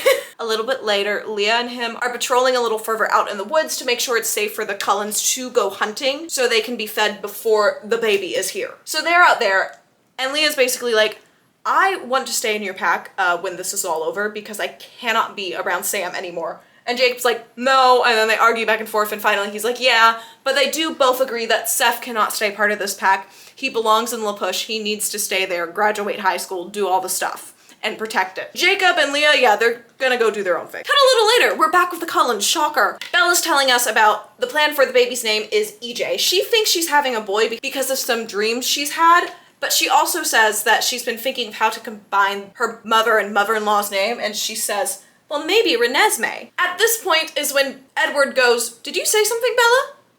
And Bella goes, no. And he's like, okay, what are you thinking about? And she's like, nothing. And then it connects with him that he can hear the baby's thoughts. And this is when his love for the baby starts to grow. Now, Jacob has thought that him and Edward were on the same team of hating this baby no matter what, but now all of a sudden, Edward loves his child. Weird. Jacob flips out. Edward's like, here, take some car keys, get out of the house for a bit. Sorry for loving my kid, what can I say? Jacob, in a crazed state while he's outside of the house, is like, let me just try to find somebody to imprint on, so I'm not in love with Bella anymore.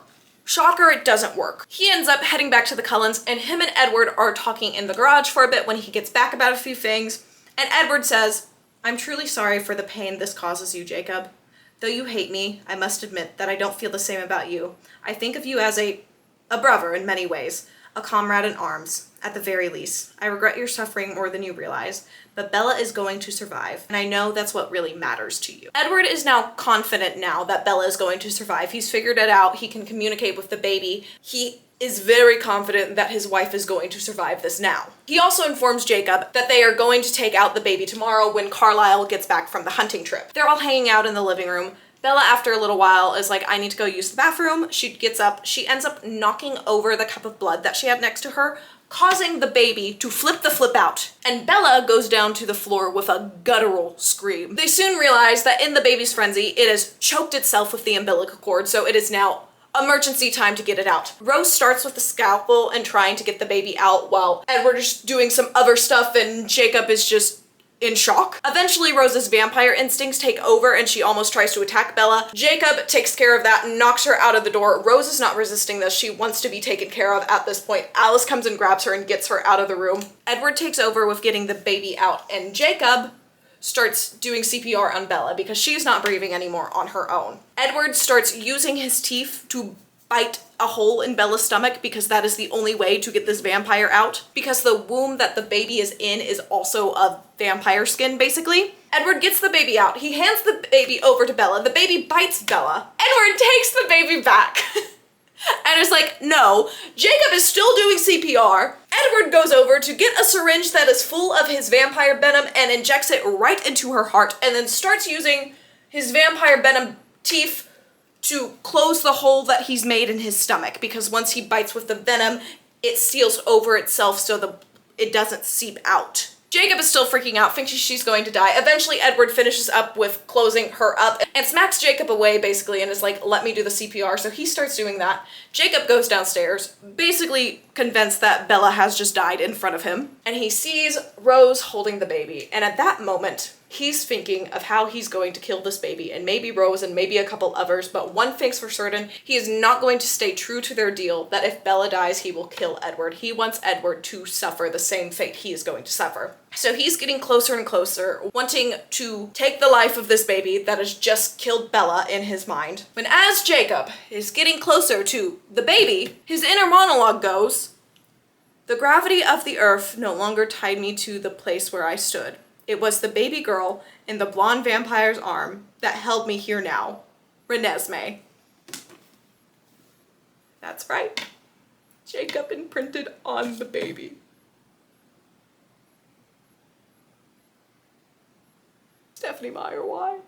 Why did you do this? I still have a little over half of this book left to read. I am uncomfortable. I don't want to ever read an age gap romance ever again. I know it says he does not romantically have feelings for this baby and he just cares for it more than anyone else, but he's going to, and that's weird to think about, okay? Please let it be over soon. I can't do it much longer. Anyways, we're on to part 3, book 3 of this book in Bella's point of view. At least we won't be in Jacob's anymore for the weird imprinting mess that's oh gosh. I don't know if I've really given a timeline on how long I've been reading these books now. But because I've been watching all the movies and I work full-time, we're going on 2 weeks. We're at a week and a half, and I am unhappy about it. I am so ready to be in any other book world than Twilight.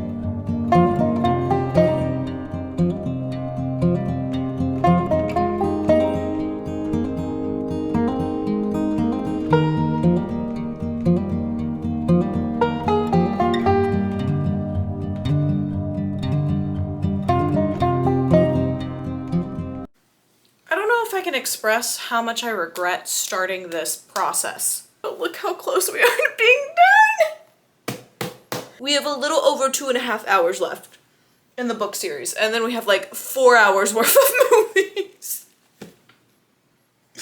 Okay, sorry, it's later, so like I'm losing all my mental willpower. Let's get this covered. There's some stuff to cover, like always. There's always interesting stuff happening in this book. Okay, we are back in Bella's POV. Never did I think I would be so thankful to say that, but I really am. I really did not like being in his POV, thank you very much. we're back. We backtracked just a little to some of what she remembers while she was giving birth and the memories she has there, which are just traumatic. And then we also get an insight of how it felt to her turning into a vampire and what she could hear and what she felt. And that was also traumatic. She said it was worse than the birth she experienced, which was just awful. So I wouldn't wish that upon my greatest enemy. When she finally wakes up, she reaches out and touches a hand that's beside her and it's warm, so she flips out. She does like a backflip off of the table bed that she's on, only to realize that it was Edward's hand. The whole family is in there because Edward and Carlisle were like, she's waking up soon, you guys should probably come in. So everybody's in there besides Rose. Bella turns around and she's like, why are we all so defensive? What's going on? Where's the enemy? And she's like, oh, it's me. No, guys, I'm fine, I promise.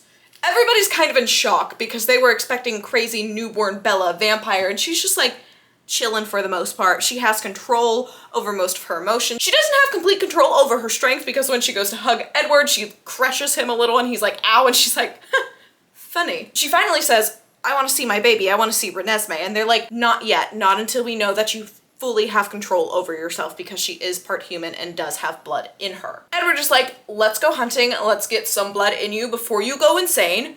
So they jump out, they go hunting. We see all of Bella's new strength, speed, all of that cool stuff. She's doing great. Edward even calls Bella our klutz of the century, graceful. She did it, guys. She's all grown up. We're so proud of her. They're going around the forest for a bit. They finally catch the smell of some elk in the area and go to hunt them. Bella's going to hunt them, and as she's pouncing for one, she catches the smell of some humans on the trail. And she starts running towards them. Her instincts kick in and she wants human blood. Edward starts chasing her. She hears that and reacts defensively towards him and like hisses at him. And Edward's like, how did you do that? And she's like, I'm so sorry, I didn't mean to hiss at you. And he's like, no, how did you snap out of that? You shouldn't be able to do that. And she's like, I don't know, I just heard you. I'm a horrible person. And Edward's like, no, any other vampire would have killed them. I'm majorly impressed right now. They continue on. She ends up finding a mountain lion to take down. So she consumes the mountain lion and is still hungry. They go around the forest for a little longer. She finds some deer. Edward is also getting himself fed. And throughout this whole time that she's been awake, Edward has been making some really snarky, snide remarks about Jacob, and it sounds like Edward hates him again. And Bella's like, last I heard they were pretty close. What's going on right now? And Edward's like, I promised I would let Jacob tell you, so I'm gonna let him tell you. As they're walking / running back, Edward and Bella agree that she's probably good enough to see Reneesme. So she's very excited about this. When they get back though, she sees Jacob and Leah and Seth outside, and Jacob's like, this is your test first before you see Reneesme. Make sure you can handle me. She does just fine. She passes. She doesn't even try to attack Jacob. So they all go inside. Everyone is there. Rose is holding Reneesme. They're all really reluctant to actually let Bella hold her baby. But finally, after a little freak out, they let her hold the baby because Reneesme is just screaming and crying and just reaching out for her mom. Once she gets into Bella's arms, she touches her face and Bella sees like a memory, basically, that Reneesme is playing for her of how Bella looked. And the group explains that this is Reneesme's power. She's able to make people see certain things when she touches their face, and that's how she's been communicating with everybody so far. As this whole scene is happening, eventually, we get the reveal that it's been hinted towards. We've all been waiting for to see how this would go down.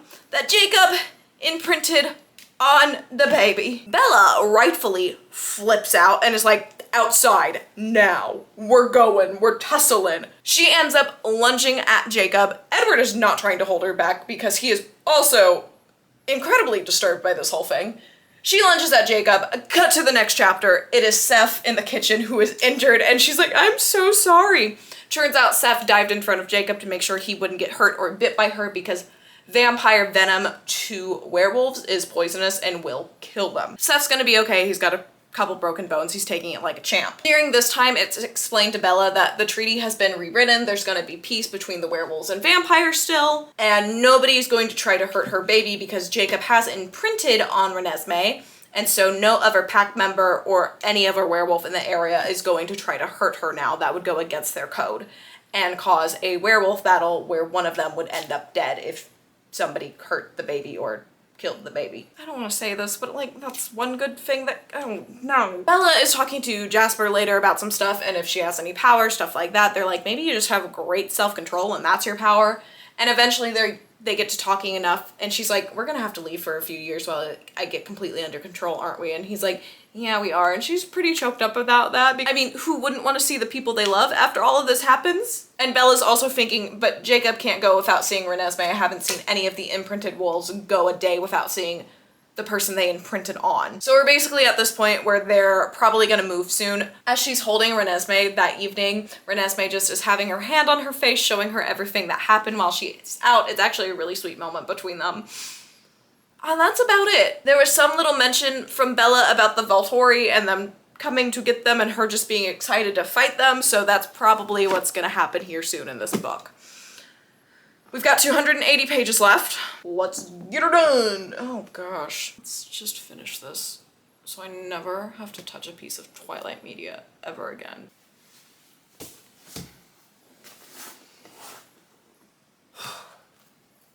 This is going to be the second to last update.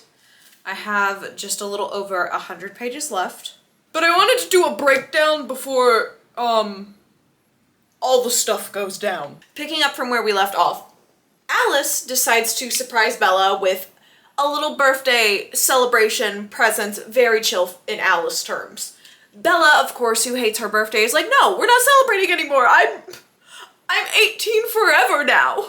And they're like, okay, no, it's fine, but we did get you a gift, so come with me. She takes Bella and Edward out into the woods a little bit, where she reveals a cottage that Esme and her had redone for them to live in. And so she shows them all of that, and then she leaves them for some alone time. And that's basically the rest of that chapter. Going right on to the next day. They go back to the main house to see everybody, including Reneesme. And a little later on that day, Jacob shows up, and Edward's like, he told Charlie. Remember, Edward can read minds. And Bella's like, you did what now? And he's like, no. Yes, but I told him I was a werewolf. I did not tell him that you were a vampire. I told him you were something similar along the same lines.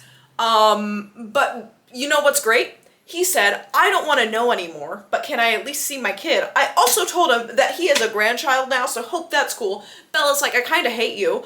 And Jacob's like, that's fine, but Charlie's gonna be here in like 15 minutes. And Bella's like, we don't even know if I have full control around a full human yet. And Jacob's like, I did not think about that. Oh well, Charlie ends up coming over. It goes pretty well. He's very happy to see Bella meet Reneesme. He ends up settling in and they just have a normal day of watching the college football that's on the screen, I guess. After Charlie leaves, Jacob, Bella, and Reneesme end up going on a hunt. While Reneesme and Jacob are hunting down these elks and sucking their blood, or in Jacob's case, eating them, Bella looks up on the cliff and notices there is a vampire up there. And so she runs to protect her baby and Jacob. Jacob and Bella are like, well, that's unfortunate, but let's just head back to the house. Everything should be fine. Back at the house later that night, Alice is holding a vase full of flowers. When she drops it, it shatters on the floor because she's spaced out with a vision.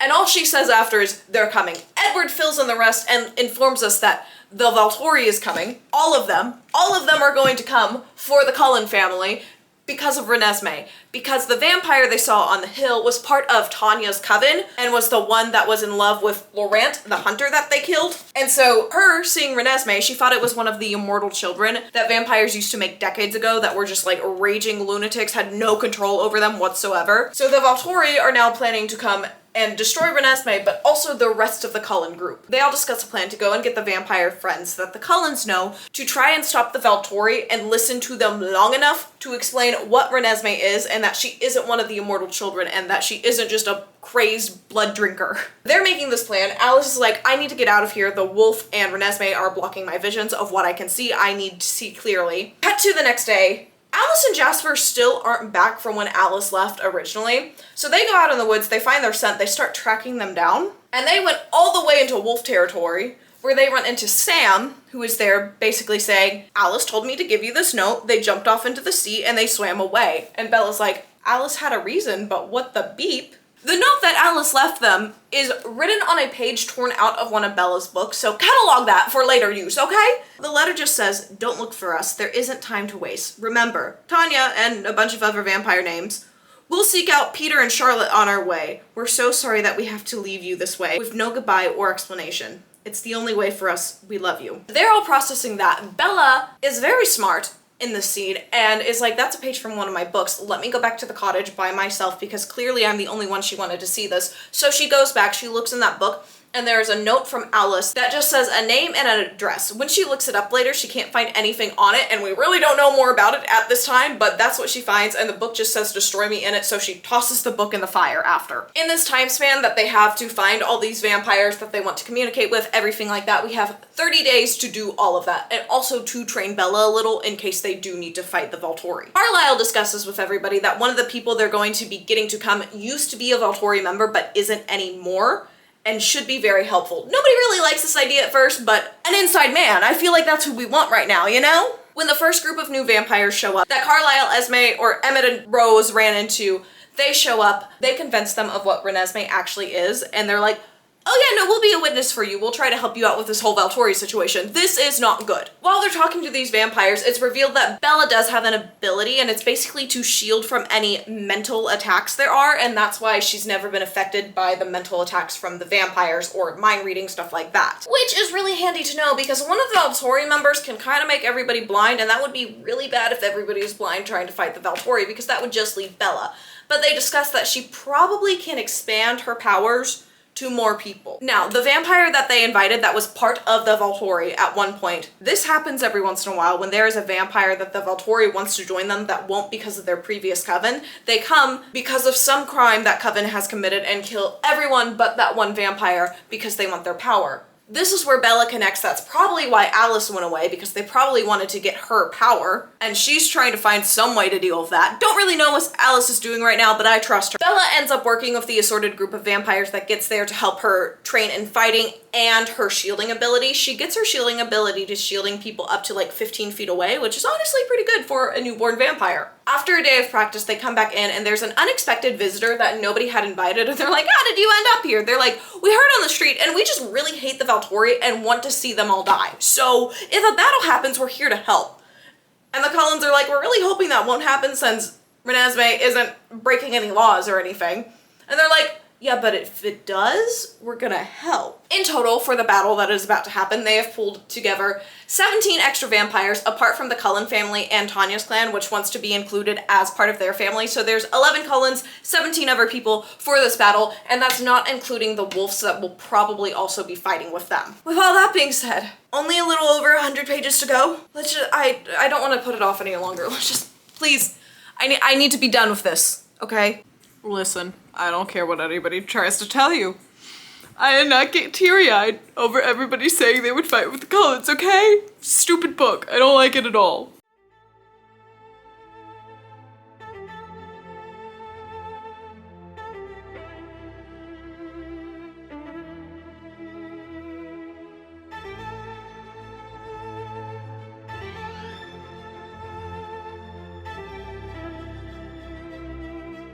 Are Alice and Jasper gonna be with them? I don't know. I can't tell. I don't think they will.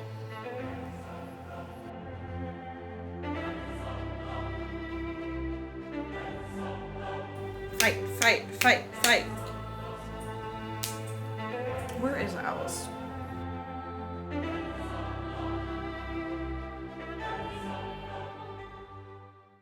I have that one scene from the movie in my head, and this is one thing I was spoiled about. But somebody's head gets cut off in the movie, which this, I know it doesn't happen in the book, but I'm just like waiting for it to happen here. It was like one of Alice's visions or something. I can't remember how. I just knew it shocked everybody. And that's one of the few things I've heard about the ending of this book. I have no clue what else happens.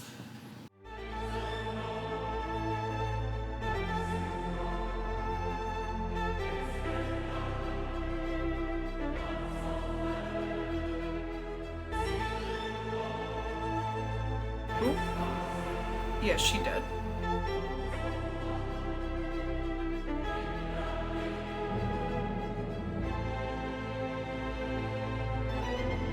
Okay. Pop off.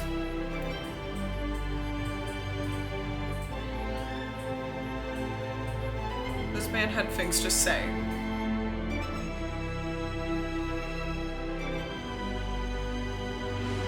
Fight, fight, fight, fight.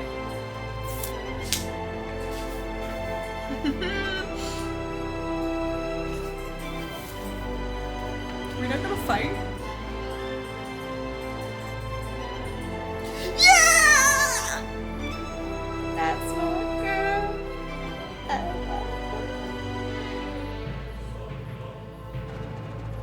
Don't let anything happen to her, my man.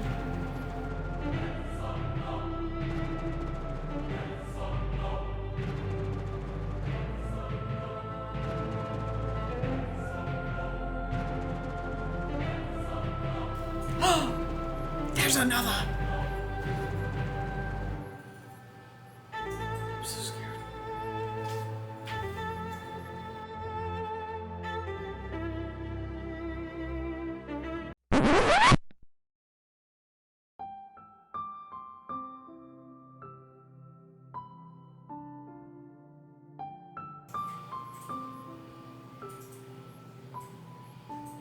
I'm with you, Stefan.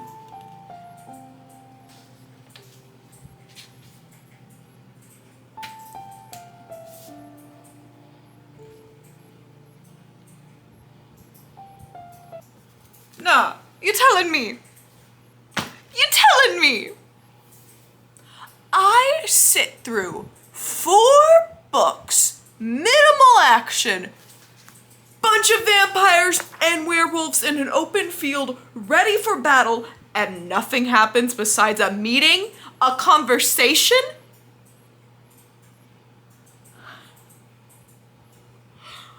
I have never been so disappointed.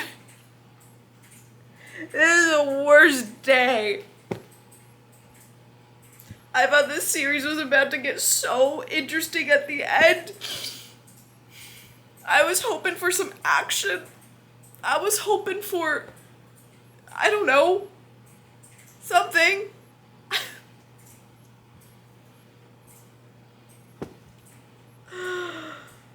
I hate this series so much. This is so stupid.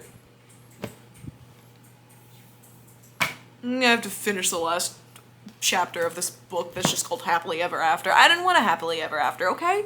I wanted some drama, but no, we didn't get that. I'm actually so mad. Talk about it in a minute.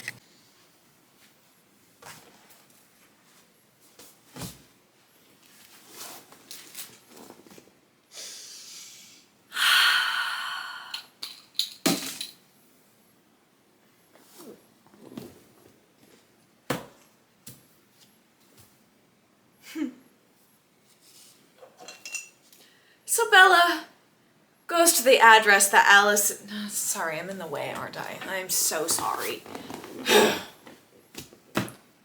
Bella goes to the address that Alice and Jasper left her. She meets up with this person that can make fake IDs and passports and stuff like that. She gets them for Reneesme and Jacob so they can run away from the battle and live because she assumes everyone will die. Then skip to Christmas Day. All the other vampires agree to fight with the Cullens and they will die for them against the Volturi. And there's a couple vampires that are very excited about this because all they want to do is fight the Volturi. I like those vampires. Skip to, they're all in the field, the Volturi arrives. Bella, Edward, all the Cullens are in the front, everybody is behind them. The Volturi arrive with their own group of witnesses. They're like, wow, it's an angry mob. But then they quickly discover that the angry mob the Volturi brought is not going to fight with them against the Cullens.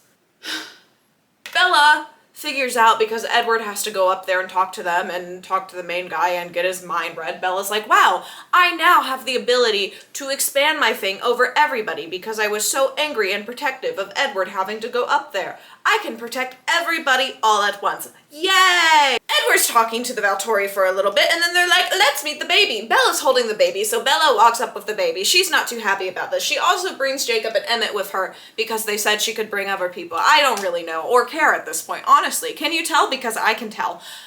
She brings them up. They all go up to chit-chat. The Volturi person, a guy, Arrow, holds the baby, is like, oh, this is just a halfling. And then once they discover that, they kill the girl that told on the Cullens because they're like, you wasted our time. But then the Volturi is trying to think of other reasons that they may not be able to let this one live. And then this one random vampire is like, well, actually, this is all wrong and you're just making up crap now. Which, I mean, he's right. The Volturi was just making up crap at this point. They're going through all of that.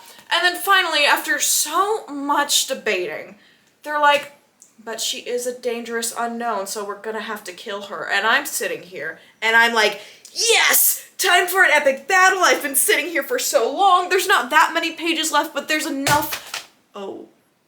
But there's enough to squeeze in some sort of a battle. It's gonna be great. And then I get so excited because Alice shows up, and I love Alice, and she shows up with a 7-year-old that is actually a 150-year-old that is half mortal, half vampire, like Nessie. So now the unknown is gone. So now the Volturi's like, well, guess we can't battle. And the Cullens just let them get away. They're still a threat. They still know they're gonna want to kill the Cullens at some point, but no! No! The Cullens, with all the vampires ready to fight for them, just let them walk away. Have you ever read 4 books building up to this big battle with vampires on one side, vampires on the other side as well, and werewolves all about to fight each other, and then it doesn't happen?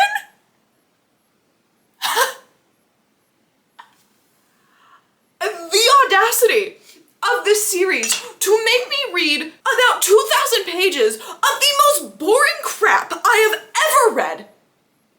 And then there's not a satisfying battle at the end? We didn't even kill the leader. We killed no one. No one besides that one random vampire died.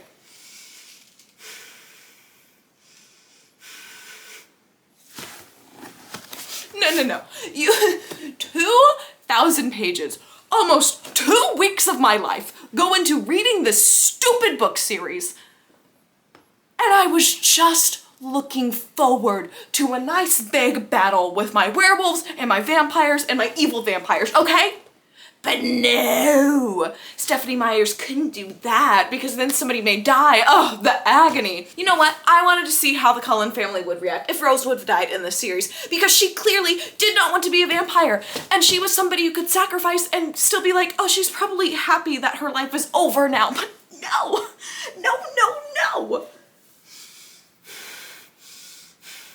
Not one werewolf is hurt, not one vampire is hurt, Charlie's fine, everybody's fine.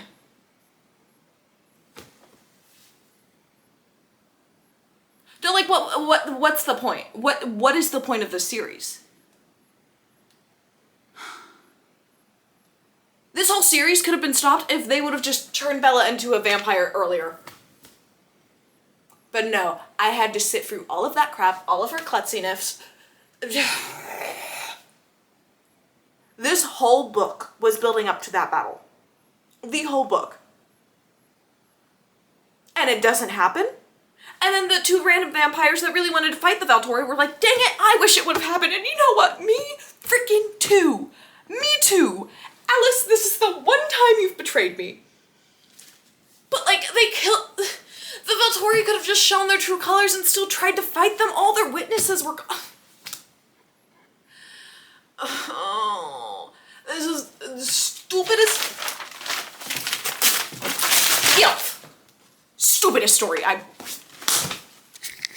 don't want to be here right now watching this movie. This first movie is under 2 hours long. Just barely, so I will probably be here until about midnight. It's almost 8 o'clock right now. We're gonna watch both movies tonight, back to back. This is the way to do it, I feel like. I do want to say a quick thank you to anyone who is still watching this video at this point. I hope you enjoyed it because I sure didn't. Oh gosh. I'm not ready. Just start it. Oh, his wedding invite. He's running away. Bye-bye, wolf boy. I've been waiting a century to marry you, Miss Swan. She's only 18. All the men I kill were monsters. It's his Batman arc. Don't worry, Bella. We'll give him back in plenty of time. What was that blow up? Whoa. This is a very sweet start to the movie so far. I'll give it that, okay? I'm smiling. Are those graduation caps? Ha! How creative! Or weird. Or the dress. I want to see the dress. Was it the same one in the dream? I feel like they wouldn't reveal it. I worked at a David's Bridal for a while, and I still, to this day, just love seeing all the different types of wedding dresses. It is so much fun. Having a job for a little bit where my job was to play dress up with brides all day was the best. Sorry, sidetracked. Oh, Alice just outdid herself. I mean, the set designers really outdid themselves. Oh, that bag is gorgeous.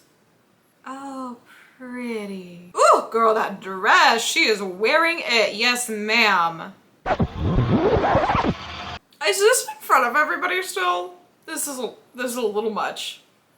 Well, I plan on getting drunk. You know, Charlie, that isn't the worst idea to get through this movie. I'm kidding, drink responsibly. I don't even really drink ever. Irina, he's our friend. They killed Laurent. Irina, this isn't the time. Get over yourself. That he wanted to be like us, to live in peace with humans, with me. No, he didn't. He lied to you, girl. You were gaslit. Laurent said, gaslight, gatekeep, girl boss. Yeah. That's actually my exact dance move right there. I can't believe he pulled that out of his pocket like that, because that's exactly what I do. They are the couple I aspire to be always. See if Rosalie wants to dance. Edward may be way too old for her, but in the last couple movies / books, his character really grows on me, I will say. Bella continues to just fall down likability, but Edward is good. He's okay. It's about to get awkward to watch. Deep breaths, everyone.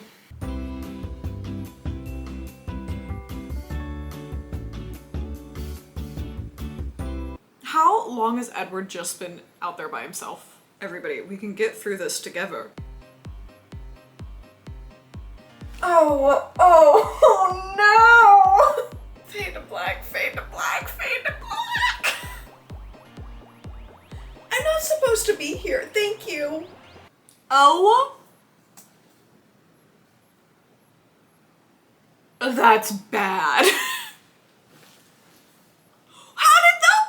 What were y'all doing? She's about to get rejected. R.E. Rejected.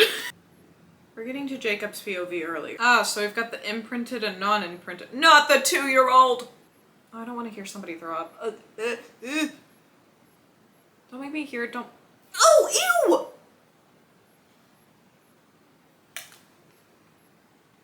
I have a weak stomach. Edward, we need you to be a supportive husband, my guy. Pull it together. Oh. We skipped the wolf meeting. He said, I'm coming here myself. Jacob's like, time to kill a vampire. Ugh. Gosh, this movie is slow and boring. We are halfway into this movie. We've done a wedding, a honeymoon, and a baby reveal. That is it. Just like in the book, I am bored. Fight, fight, fight, fight, fight, fight. Action, something, please. Oh my gosh, I'm so bored. I'm just done with the melodrama. Oh, so now we're gonna have the pack meeting. I want a pack fight. It's more. You mean kill Bella? Her choice. Why couldn't we just have their normal voices? This is awful. Who decided to make their voices sound like that? That was the worst decision I've ever seen made on, oh my gosh. They edited that and they went, yeah, no, that sounds good. They sound very serious wolves and not like a bunch of Mufasas or something. What? Ugh. His little face, he's so happy. Seth is so cute, stop it. Dude, Emmett is buff. Golly! I'd say, how do I get muscles like that, but hours in the gym, and I don't have hours to spend in the gym right now, unfortunately. The tiniest, babyest muscle, oh gosh. Oh, Mama Esme.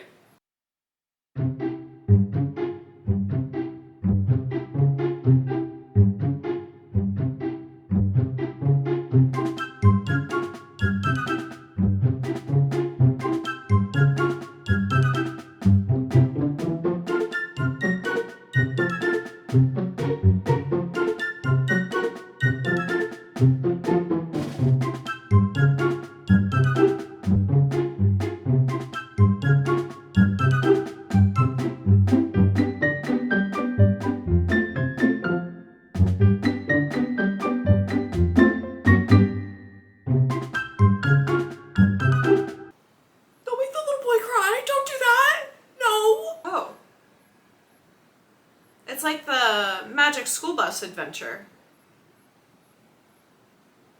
Oh no, not the imprintation. Oh, not the imprinting. Just call it that. Don't call it anything else. This is good. This is creepy. I like it. Ooh. This is tense. What is that? That's not... Don't worry, Jacob's gonna come out and save you. Jacob!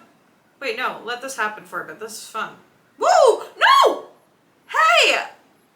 The action got too hot for my camera, so we're back now. Jacob, come stop the fighting! Don't do my girl Alice like that. She's so much stronger. This is fun. I like this. This is good. We're gonna end this with Bella waking up as a vampire, right? Eyes open, movie credits? Yeah. Roll credits. Nice. Okay. Okay, I like that. All right. They do try to put some more action in the movies, which I appreciate. That birth scene is going to give me nightmares for quite a few days. I literally slept in today for the reason, for the purpose, for the purpose of watching both of these together. I'm not excited for this one because it basically leads up to no big battle, nothing like that. Isn't there the fake out of cutting, it's Carlisle or Jasper's head, but I want to say it's going to be Carlisle. Also, how have I made no Cedric Diggory jokes this whole time? I remembered he was Batman. Did I remember he was in Harry Potter as Cedric Diggory? No. I'm so sorry and so disappointed in myself right now. What a waste. Refilm the whole video. I'm just gonna pretend I haven't read these before. I'm not gonna lie, if you were a big Twilight fan and this was playing in the theater, this would get you so hyped up for the movie. Gosh, I still remember that feeling of getting to see Endgame in theaters for the first time. I can get chills and like tear up thinking about that because it was so epic. Ugh. There's never gonna be another movie that tops that in theaters though.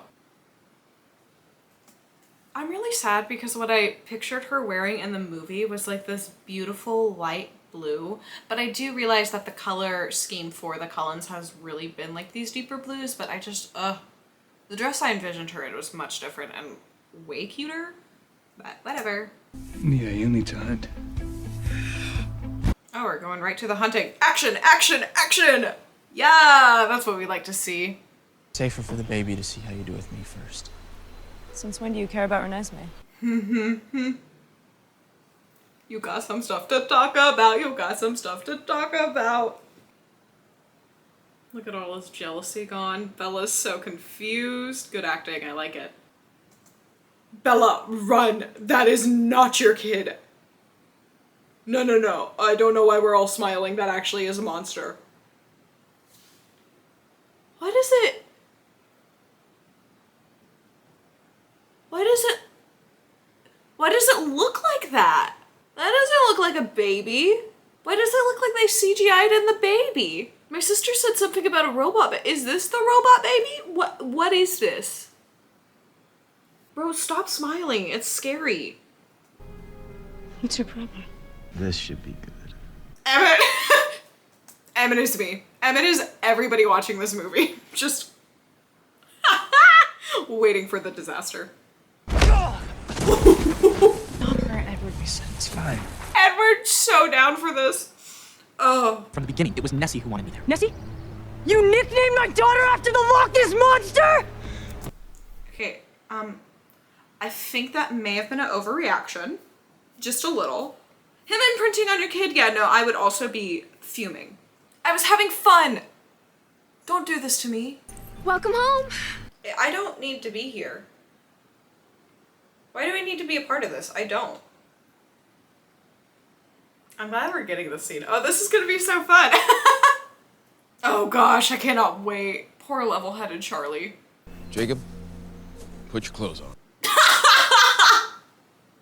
I love him! This is so good. You can glitter too now. Oh, yay! We all glitter! No, Alice, don't leave. I don't want to watch the movie if my girl isn't in it. Turn it off. No, I'm kidding. Turn it back on, please. Oh gosh, we're 40 minutes in. Okay. Oh gosh, I thought he was gonna snap her hand off. Can you imagine? He just go, yeah. That is so violent. I want the guys to come that just wanted to fight. Those are my favorite. Where are they? I think these are my guys. Oh yeah, they're just here for a fight. Love them. They're so funny to me. We have been waiting a millennium for the Italian scum to be challenged. I love them! Apparently, he always pardons one person whose thoughts he claims are repentant. This person always has an ability, and always given a place with the guard. Alice. This is all about Alice. Hey, I just said that. Mom, didn't Alice and Uncle Jasper run away because we're gonna die?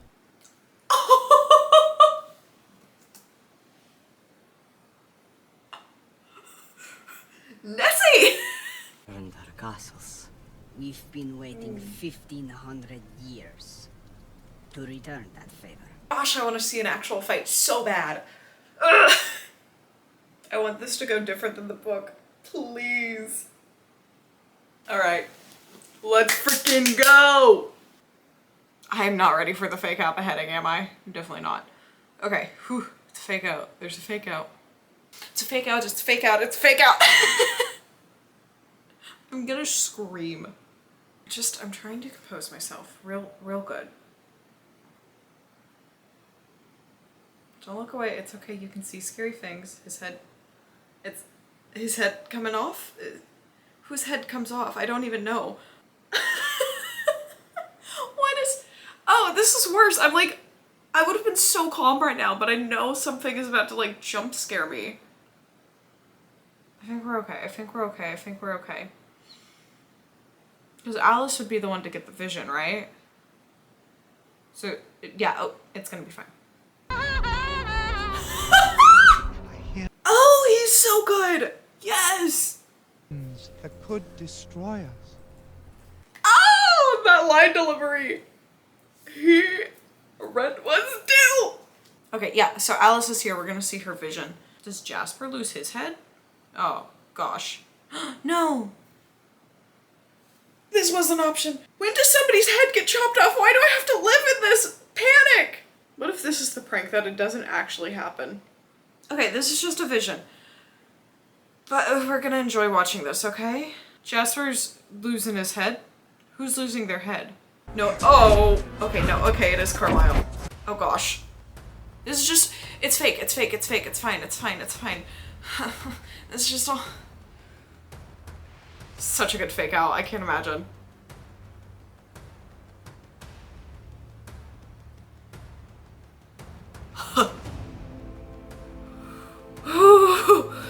I know it's fake and that just, the tears. How long have we been letting this play out? Oh yeah, give me the action, okay. I know it's fake, oh gosh. Okay, just got teary-eyed, we're fine. Oh, awesome, yes! I'm so glad they did this.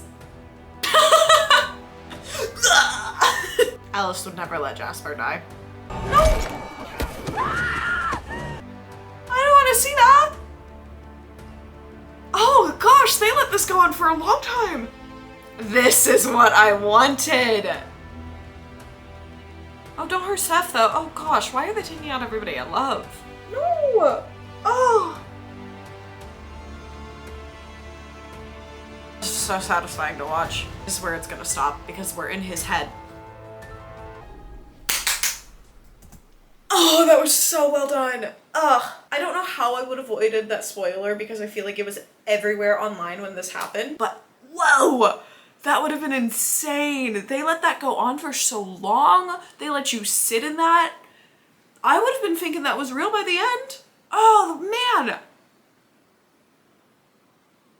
So happy they did that. If they would have done that in the book, I feel like I would have liked the ending more, but like having none of that action, oh, okay. You now see the reasoning that they went that way because Alice would have never let Jasper die and he would never let himself die. I became full grown 7 years after my birth. Oh, is that what they meant in the book? I'm stupid, in fact. So good. Woo! Why did that scare me? Is that it? Did I do it?